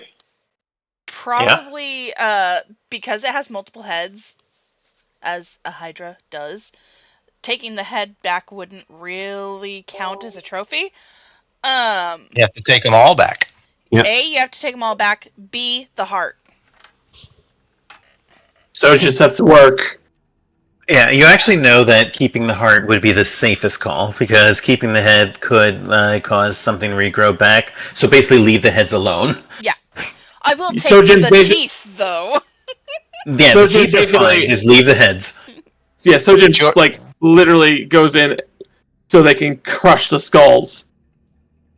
Sounds like a good Jory's idea. gonna take Jory's going to calmly take 3 steps forward and shout, "Death comes in small packages," and then fall on his face.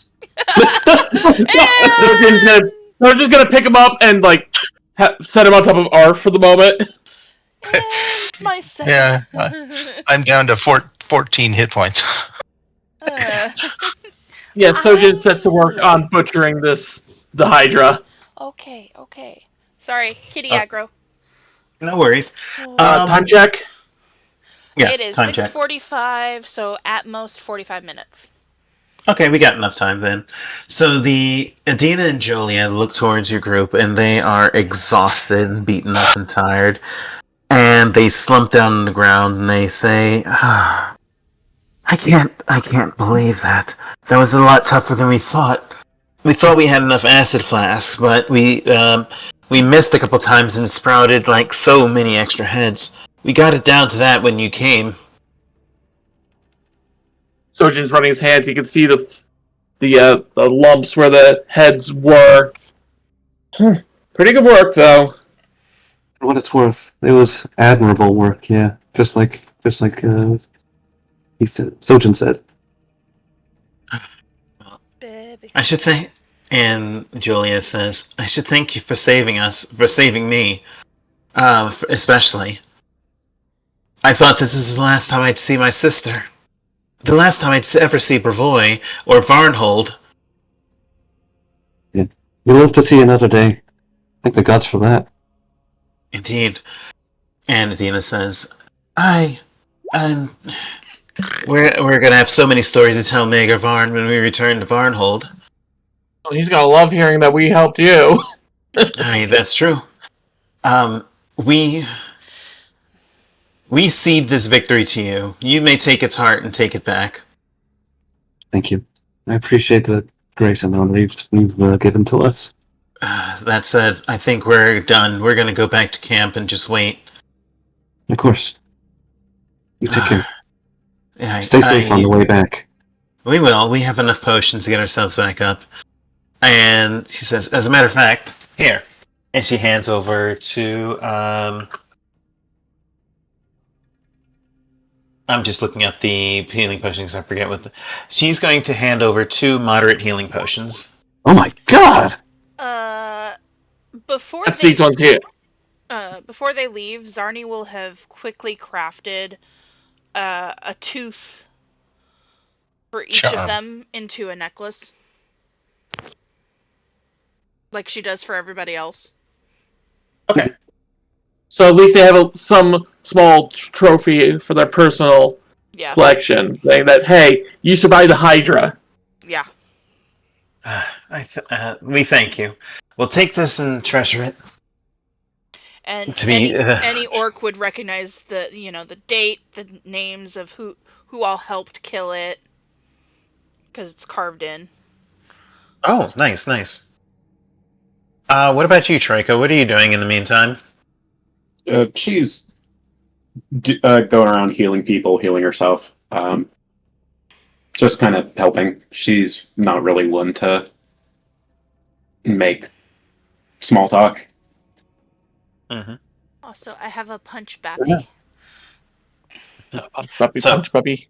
Adina and Julia finish healing themselves up. They accept the necklace as a reward, and then they will leave the grounds, explaining that they are going to go back and wait until everything is clear and safe, and they're out of the hunt.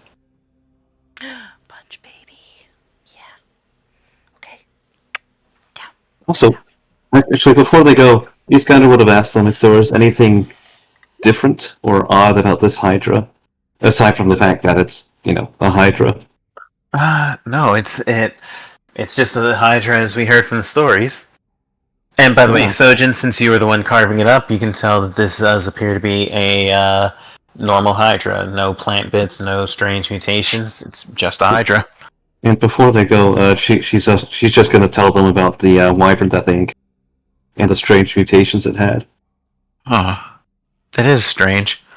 Well, might be just something weird with the stolen lands, I suppose. It may just be. Or it may be something greater. We'll have to deal with it later anyways. Alright, onwards. To more I chaos. propose I'm that assuming we- the party is going to spend an hour to heal up, so that way, Yes. you spend an hour to heal up, so everybody gets back up to full. So go ahead and mark. Okay, question. Who Yes. wants to hold on to one of the, we got 2 of those moderate potions? Yep, Who wants to hold on to one? Okay, and I'm assuming Jory's gonna take the other? I Sure. think Amiri should get it. Alright, I'm not opposed to that. You're gonna have to roll diplomacy because she's really salty that she's been feeling absolutely useless. So she's All I can say gonna is- be stubborn about it. Sojin's gonna look right at her. Lady, you've been Maybe keeping Iskander can do that. the creature's attention.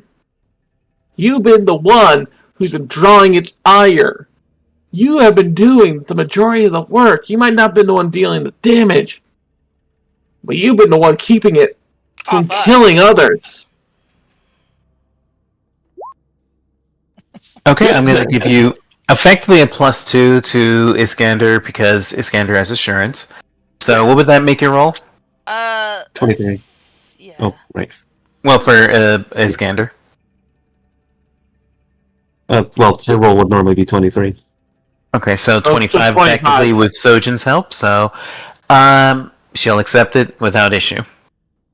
And I'll make sure to note that in my notes that she has one. Okay, gross. I caught a mosquito. Ew. Alright, so Yeah. that was here at A2. So where will the party go now?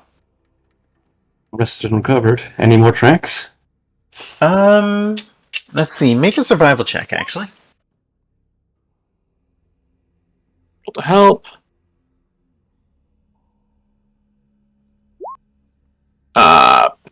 So I'm rerolling that. There we go. It's not a failure. Oh, by the way, everybody gain a hero point.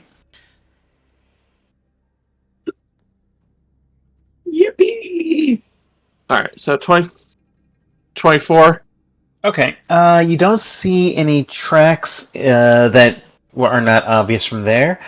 But when you take a little peek down here by the river, you do see the tracks of 3 humanoids. One wearing fancy shoes, slippers, and the other 2 wearing armored boots. And you recognize them as Animede's tracks, one heading who's- seemingly to the east. The one who said she's not gonna fight. Yeah, she's just going to find a nice vantage point to watch. So she probably watched us do that. Let's just go in whatever the opposite direction from that is. So north. So back across the river, following the elk tracks. Okay, so go ahead and move. Though the human tracks headed up here. And there were elk tracks heading this way, and human tracks leading this way. So where do you go? Follow the elk. Yeah. If the elk was running from something, it was running towards where it thought it would be safe, and it was being chased. Yep. Correct. Okay, so move yourself to A6. Whee! Once the party arrives, you make it to A6, and you find an expanse of grassland that slopes gently upward, the southern edge bounded by a slowly running creek. As you head there, you do see what looks to be a small herd of megaloceros, and don't worry, I will show what it looks like. Ah. A small herd of those things that are currently they look to be tired, as if they were stressed out and panicked, but they seem to be calm now. And once you arrive, they look towards the party and they remain stock still, almost as if they're uncertain of you or your intent. I think that we What should will the just party let them do? go. They're not part of the hunting list. Yeah, they aren't part of the hunting list, but they Yeah, are we could. something else's target. They are, and we were encouraged to just target as many things as we could. Yeah. I'll go along with everyone else. I suggest we find a vantage point and wait. You think that we'll find the Kroot if we just wait on these? We just wait here. What's the Kroot's natural habitat again? And natural prey? Well, it likes. Croots like crocodiles, and so they tend to be more river animals. Okay. I suggest then we go up the river then. Yep. So make towards over here, I guess. Yeah. And I It's suggest that okay. we move slowly and stealthily for this. Just Real quick. Mhm. Zarni. Yeah. You actually get a small impression tingling at the back of your mind, almost as if Mother Vulture is attempting to contact you. Now it seems that something is causing a little bit of difficulty, so you can try to make a will save to try to open your mind up, or you can ignore it and focus. Ow.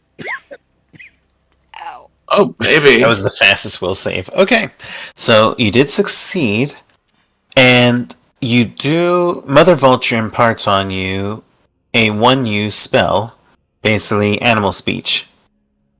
Okay. Hell yeah. Zojin looks to Zarni. Well, you don't know that. No, he knows that her that like, she. No, after she sees that she twitches weird. To ask her, okay, "Are you I'm fine okay? with that. Are you okay?" She raises a finger and just starts talking to the elk and approaching them slowly, calmly, not to startle them as she's talking. My dear friends, what were you running from? And give me a nature or diplomacy check, your choice. Troika, who does not know that she has to speak with animals and did not see this happen at all, thinks that she has lost her mind. Eastgunder is with her. Well, you guys would probably hear like grunts and chuffing noises. That Most does likely. not make it any different. Okay. The creatures basically look up and they speak. Everybody just hears elk sounds, you know. So you're just hearing that for like the next couple minutes as the elk say, there were man things that were going. They said they were going after something that they found down this river, pointing in that direction. Mm-hmm.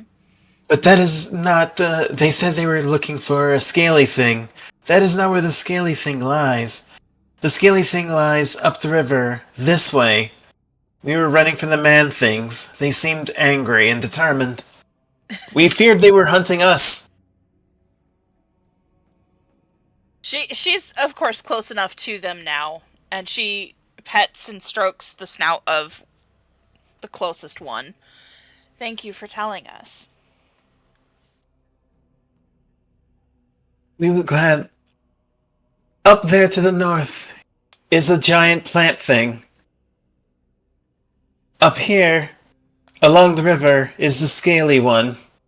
A giant. And there is a hound beyond here, pointing across the river. Okay, so hound. Okay, I'm gonna write this out real quick. So. That's fine. Hound, That's fine. What's the first letter of the scaly thing again? K for Cruth. Cruth. And that's supposed to be a P. My P's right. look weird. And mind you, the rest of the party hears. And she touches her Might need to see a forehead. doctor if your pee looks weird. You need to talk to a doctor. You know what? I work in urology. Do not make that joke with me because I have seen things. I get unsolicited dick pics through the patient Jesus. portal. And the worst part is when you open the case, there it is. That's what I call dicking around. Alright. All jokes aside, getting back to it. She touches her forehead to the elk that she's facing. Thank you. We'll take care of it from here. Try to move further. Words. South, North. north. Inland. Where you might be safer. Please. Okay. Wait just a second, I just realized something. What? If Zarni can speak with animals permanently, that means I'm gonna have to start playing Yildirim as an actual character who can speak. Oh my god. That's temporary. Darn it. It only lasts for an hour. You know what? Yeah, Yildrim says, "Hey, welcome. It's me. I'm Yildrim." She's like, Nay, I'm a horse. Oh god, this is that one scene from frickin' from The Witcher. God. Okay, so she comes back and explains to everyone as she opens the map. The Kruth is here, the Hound is here, or there's something houndish here, and there's something plant-like here. Now, she's like, and just so you guys know, Mother Vulture decided to gift me with a temporary speech with animals. Okay, I appreciate you telling me that because at first I thought I was going insane. Wait, and then this at this point, the thought would come into her mind that Iskander can actually talk with Yildirim for a brief moment, and for the rest of the hour that she still has that ability, she's gonna ask Zarni to just facilitate communication between her and her horse. She is so curious as to what he has to say about it. Zarni just staring like. What does Yildrin say about everything going on? How does it feel about this? I can't. I don't have a voice for him.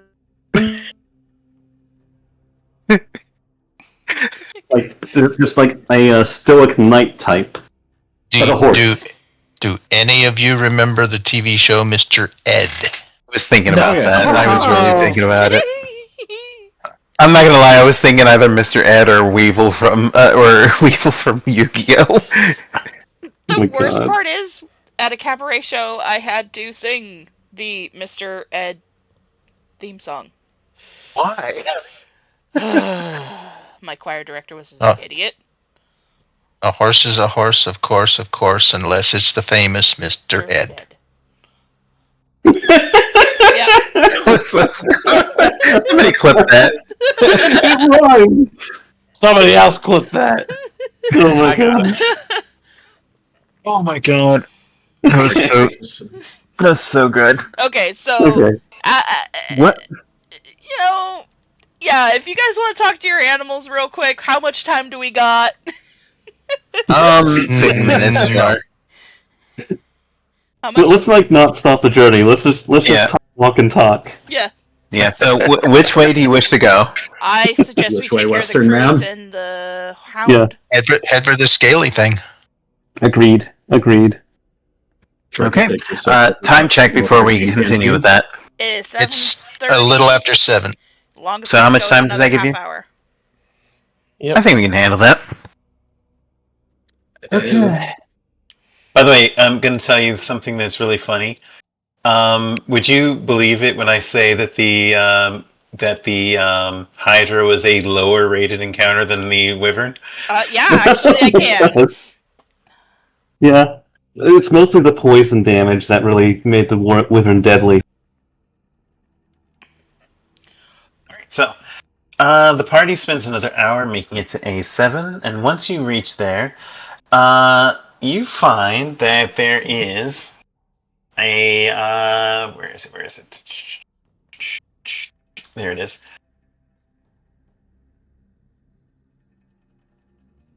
Whoa. So, you spend some time traveling up, and once you go along the river, you find that there's a crew that is currently just rolling around in the water, just splashing and having a good old time, looking around. And its maw is covered in blood at the moment, presumably from eating something really recently. It's just chilling right now. What does the party do? Oh well, where are we approaching it from? I see that there's.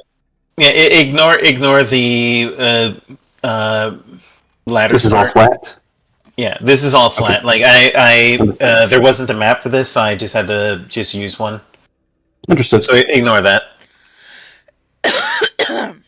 So yeah, you can put yourselves like somewhere here, since that's the direction you guys came from. Okay. Sounds good.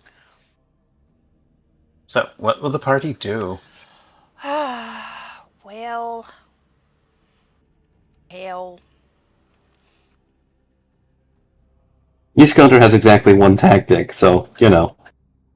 You want to do anything else before she does that? Just figure something out. I have a second wand of thunder strike, so Yeah, and by the way, don't forget to heal yourselves to full. I already have. Zarni is going to be like, well, I like the flash and awe, so Sounds good. I'll charge out when you do that. her first attack will be with the thunder strike wand again, because she's got two of them. All right. Well, if the party is not making any attempt to stealth, then make a initiative roll. Okay. Sounds good. And I have to roll for Miri. Can I re-roll mine? If you want to use your hero point, you can. I don't think it's worth it. I'm going to be honest with you, but it's up to you. Ow. I used a hero point. Okay. It was worth 27. 27's better than 17. All Also, right. Carvash. Hey, Trika's first. What did Carvash say? Carvash was asking what a cabaret show is, and I'm just going to explain it real quick. Basically, Sure. my choir director would have us pick a theme, and we would sing and dance, and that was it. That's what our cabaret shows were. Yeah. One year, one year it was World War II, and she wore my Air Force uniform. I tried to. If you remember correctly, the pants were not quite right. No. My legs are 6 inches longer than his. Yeah, but your arms are 6 inches shorter than mine, so it works out. Not 6 inches. It's only 2. That depends on how you set the seat in the car. Goodness. All right. So, Trika, what are you doing? She's gonna saddle up in the melee and then just take it from there. Okay. So you're just moving in. Oh! Boy! Nice. All right. So was that a 2 action or a 1? That is a 1 action. I had to take 2 actions to move. All right. Well, still 24 damage. Nice. Ew. All right. So you come in strong with a critical hit as the Kruth rolls onto its tummy just in time to get a kinetic blast to the face.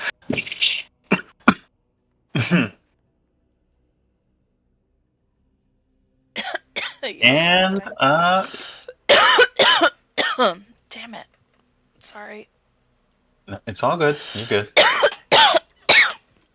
Ow. What? So is it my turn? I believe so. Yes. Cool. I will start.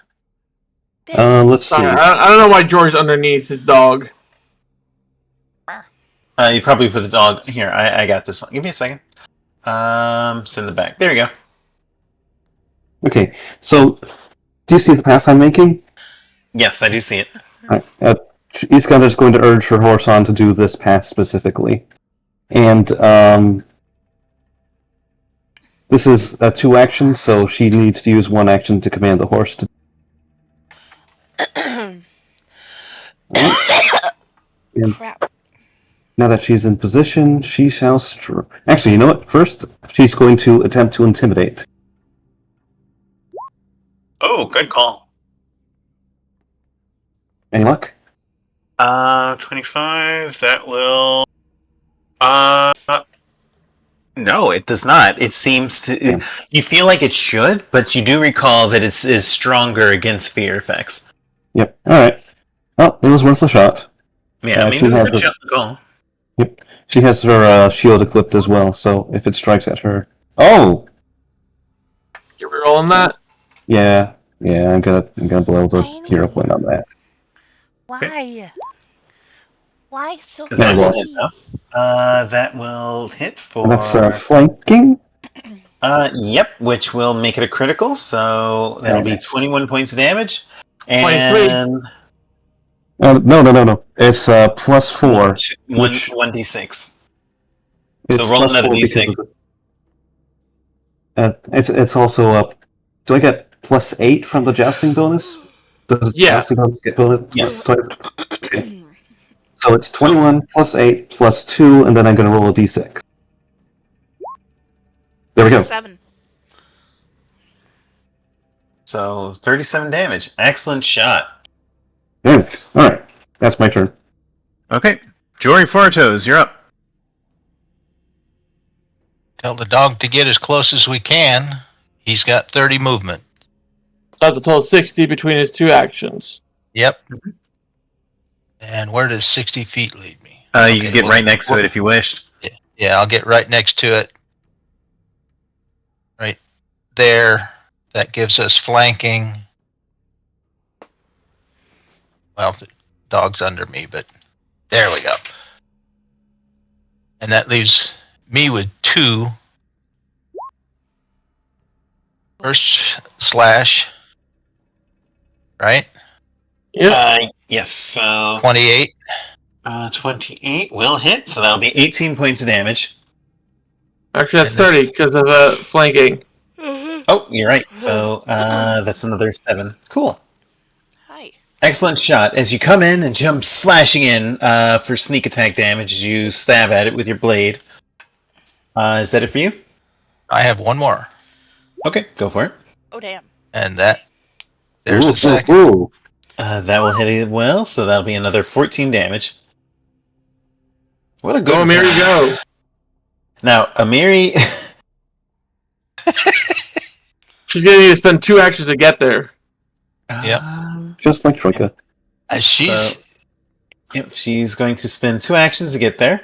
And she'll use her last one to shout for Gorum.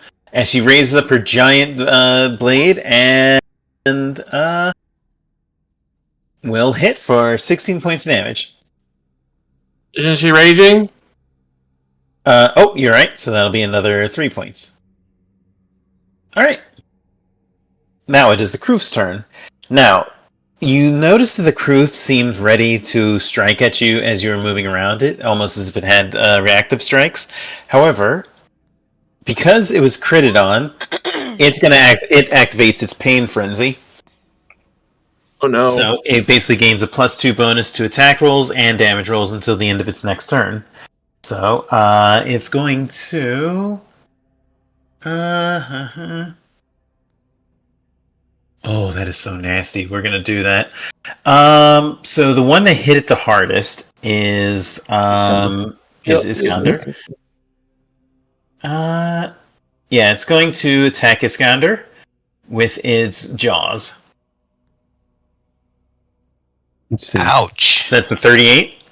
If I can get my AC up to 26, does that does that make it a not crit? Or no? You would need to get it up to a 29. Alright. Unfortunate. Still raising the shield just to reduce some of the damage, though. Okay. So that would be 46 damage. And what's the hardness on your shield? 8 hardness. Alright, so 46. So you and the shield take 38 damage. 38 damage. Understood. Now, here's the nasty part. This is the nasty part that I said. It's going to use its Poison Tooth ability to basically snap off its tooth in your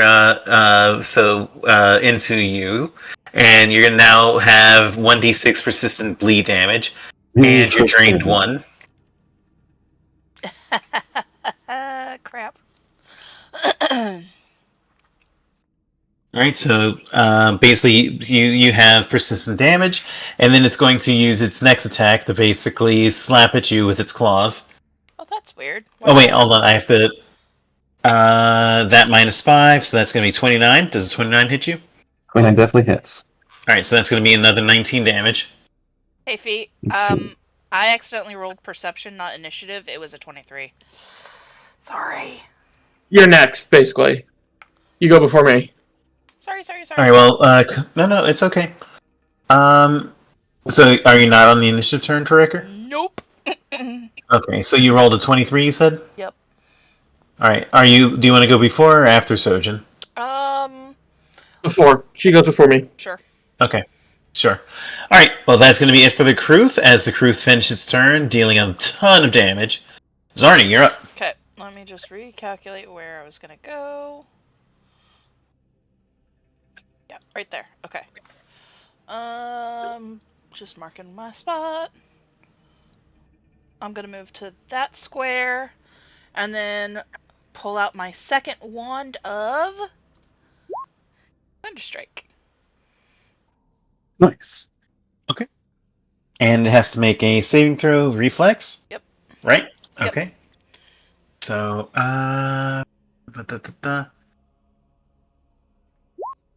Oh, jeez. Okay, critical success, it takes nothing. Okay, well, that was worth a shot. No, for sure. Alright. Actually, what is your saving throw? Because it should be using your saving throw. What is your saving throw, DC? For your Reflex. spells? No, for your spells. T12? T10, sorry. Is that the attack or the saving throw? That's my saving throw. No, not your saving throw, for your spells. Go to your spell page. Yeah, your spell DC, basically. Oh, that's weird. That should be 22. Okay, so 22. Alright, well, it's still a critical success. Yeah. But yeah, so I'll look at your wands and check and make sure that they're set up correctly. Yeah. Okay. That's it for you then, right? Yeah. Alright. Sojin, you're up. Alright. 30. 60. Okay, I can make it to it and stab. Huh. And then going in for a stab with a finisher. Weird. Yeah, it probably just needs to be set up. I'll fix it later. Oh, yeah, no, I'm just like, this is weird. Oh. That will hit for 6 points of damage. Plus 7. Plus your... So 13? Yep. Alright, 13 damage. points of damage. As you stab it with your finishing attack. And which finisher did you use? Unbalanced? I'm just double checking. Yeah, no, I used the unbalanced one, yes. Yeah, okay. Yeah, remember, you'd have to declare which one. Right, I was just double check the effect. I was going to call it unbalanced. It was my plan all the whole time. Yeah. And Iskander is not having a good time as his tooth is basically causing a bleeding wound. He's having a bad time. Yeah. Troika, you're up.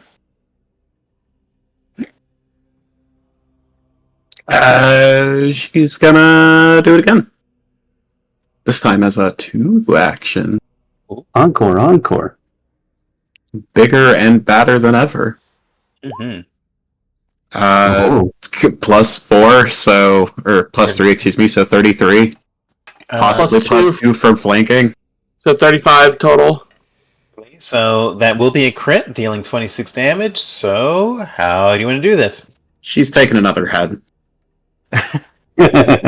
So basically, as Troika draws the elemental blade, like metals and stones, which is like kind of Iron Manning, like compacting into a blade shape, and she sweeps her arm out, slice, and cleaves the head from the body, sending the Kruth down into the ground. And what will you do now? Then she kind of looks at the others and is like, "Well, Do we just anything else?" Well, He's got there's a- still the... yeah, he's You got may want to try and help. Oh yeah. She'll chat. We can go for Iskander then. She still has one action. Okay, so you can... You can't actually heal her right now. Yeah, we Got to have to take the remove tooth the out tooth. first. With a administer first aid check. Oh With darn! If only 26. somebody was a little bit closer. Good thing the horse could drag her over. Yeah. Boop.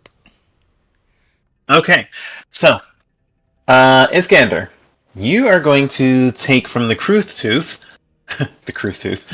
The Kruth tooth is still causing the bleeding, so that's going to be an additional 1 damage, and you're still drained 1. So basically, that's drained includes value. You take a. All right, so that basically means that you are at the end of your turn. You can make a Fortitude save at -1 because you're drained 1. I've applied the drain condition to my character, so for some reason it doesn't apply that to fortitude saving throw, but just -1. All right, well, that's not going to do it. So you are still bleeding now. So you're still being affected by this. So actually, no, it's not that. Roll a flat d20 check D20. because it's basically bleed damage. All right, you're still bleeding. All right. Wait, no. You have to pull the thing out first. Oh, you're right. You're right. Okay. Yeah. So let's just go down to. Actually, you know what? I'm going to say this. Since there's nothing stopping you from just re-rolling and trying until you can pull it out, I'm just going to have you narrate. So, Zarni, what is it like when you're pulling this tooth out? She Have fun. she looks Iskander in the eye as she pulls like Iskander has like little tiny puppy dog crying eye. she's gonna sit Iskander down, actually. And then Okay. hold her staff out and say, bite. Okay. And she does. And I'm going to do this on 3. 1, yank. Well, how Taking big, that- how big is the tooth? It's pretty sizable. It's Okay. like half a dagger. Okay, the reason why I was asking is if it was a tiny one that was embedded and, yeah, she's gonna have to cut it out. But otherwise, okay, she's gonna hold Iskander's shoulder with one hand and just, on the count of 3, 1, she starts to say 2 and just yanks. All right, roll your medicine to see if you can pull it out. It works. It works. It works. So, Iskander, what do you like when this happens? This is pulled out of you on 1 instead of 3. No, 1.5. One and a Yes, half. 1.5. She is screaming at the top of her lungs. She is acting like a huge baby about this. Troika, how do you respond? She would never say anything to disparage her ladyship. That's almost even worse. And then Zarni's going to be like, okay. And then just start packing the wound. Okay. And heal.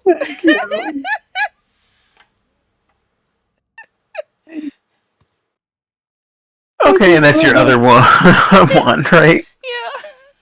Alright, so Iskander that's, splashes herself with water. yeah, so that's gonna be 10 health for everybody. You gonna Oh be my God. okay? Maybe. I don't know if I'm ever gonna be okay after that. I knew if I pulled on 3, you would have been worse, so. Alright, and As you're doing this yelling and screaming and making a lot of noise, the party sees a small group of wargs Oh, approach shit. from the south. Oh no! Hounds. Oh shit. Yeah, since you're making a lot of noise, but the biggest hound raises up a paw and in a guttural voice says, "Hold, humans, and not humans, but humanish things. Orc. I am Glazalin, and I am not afraid of you. If you're making such noise, you are not of the wild. I wish to speak with you, if you are willing." And by the way, I'm going to show the picture so that you can see what it looks like.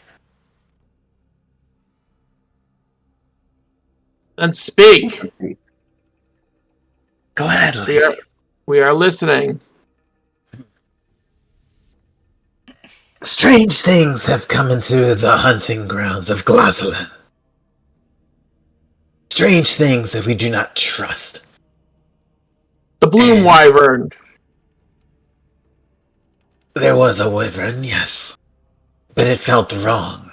Covered in plant life. Green. Vines. Sickness. It is no more.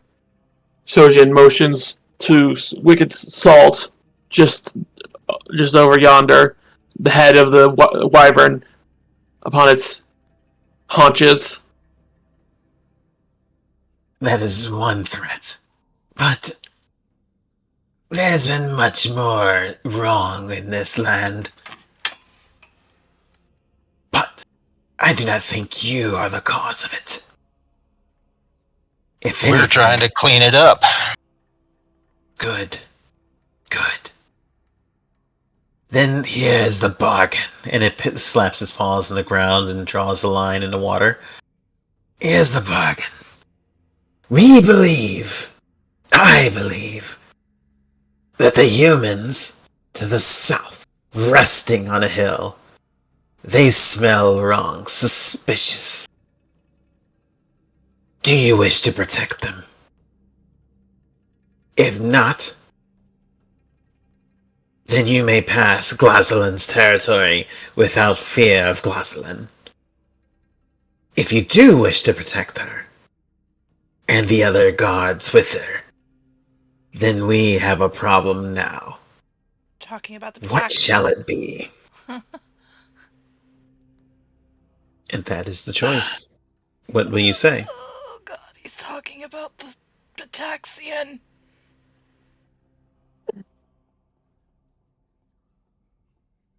Zojin, looking to Zarni, looking to Iskander.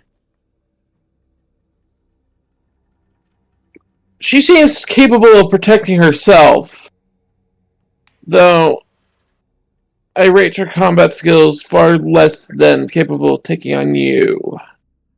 I prefer to keep her alive, if that's at all possible. But I won't fight you over it. Exactly. We don't want to fight you over her. If she survives, that would be a positive. Even having her chased from the lands might be better. But it is your territory to do with what you wish. We will not fight you for her.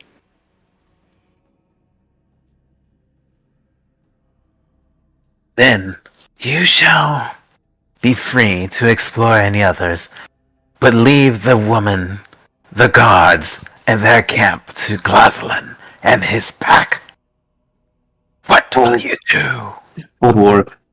Well, can you tell us if there are any more corrupted animals around this area? We would be glad to purge some for you. None.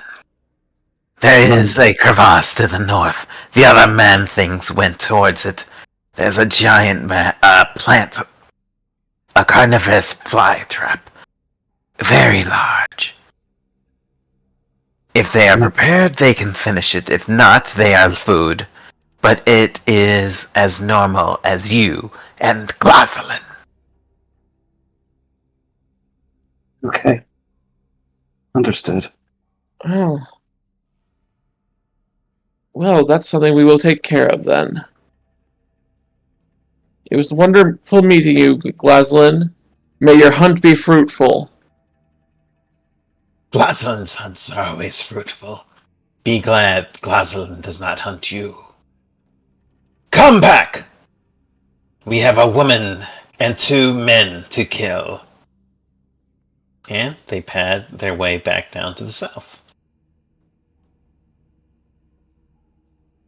And that is where we're going to end our session for tonight. Yay. Sojin just looks shaken. Yeah, we would not have survived that. Amiri, shut the fuck up. Amiri, you noticed that Amiri was basically banned, was rolling up an arm and she was reaching for a hatchet on her back. And as soon as she said that, she said she's giving you a look like, what? That was a very strong spiritual creature. It makes the Hydra look like a baby. No, it doesn't. It's small. Can Zarn? So, I was gonna say that thing has first world energy to it. Yeah. Not only that, the other bunch of its pack was probably hiding in the woods behind us. Yeah, we only waiting saw. for orders. We only saw. Yeah, we only saw the entourage he wanted us to see. Exactly. They're never alone. Troika, can you heal me? Of course.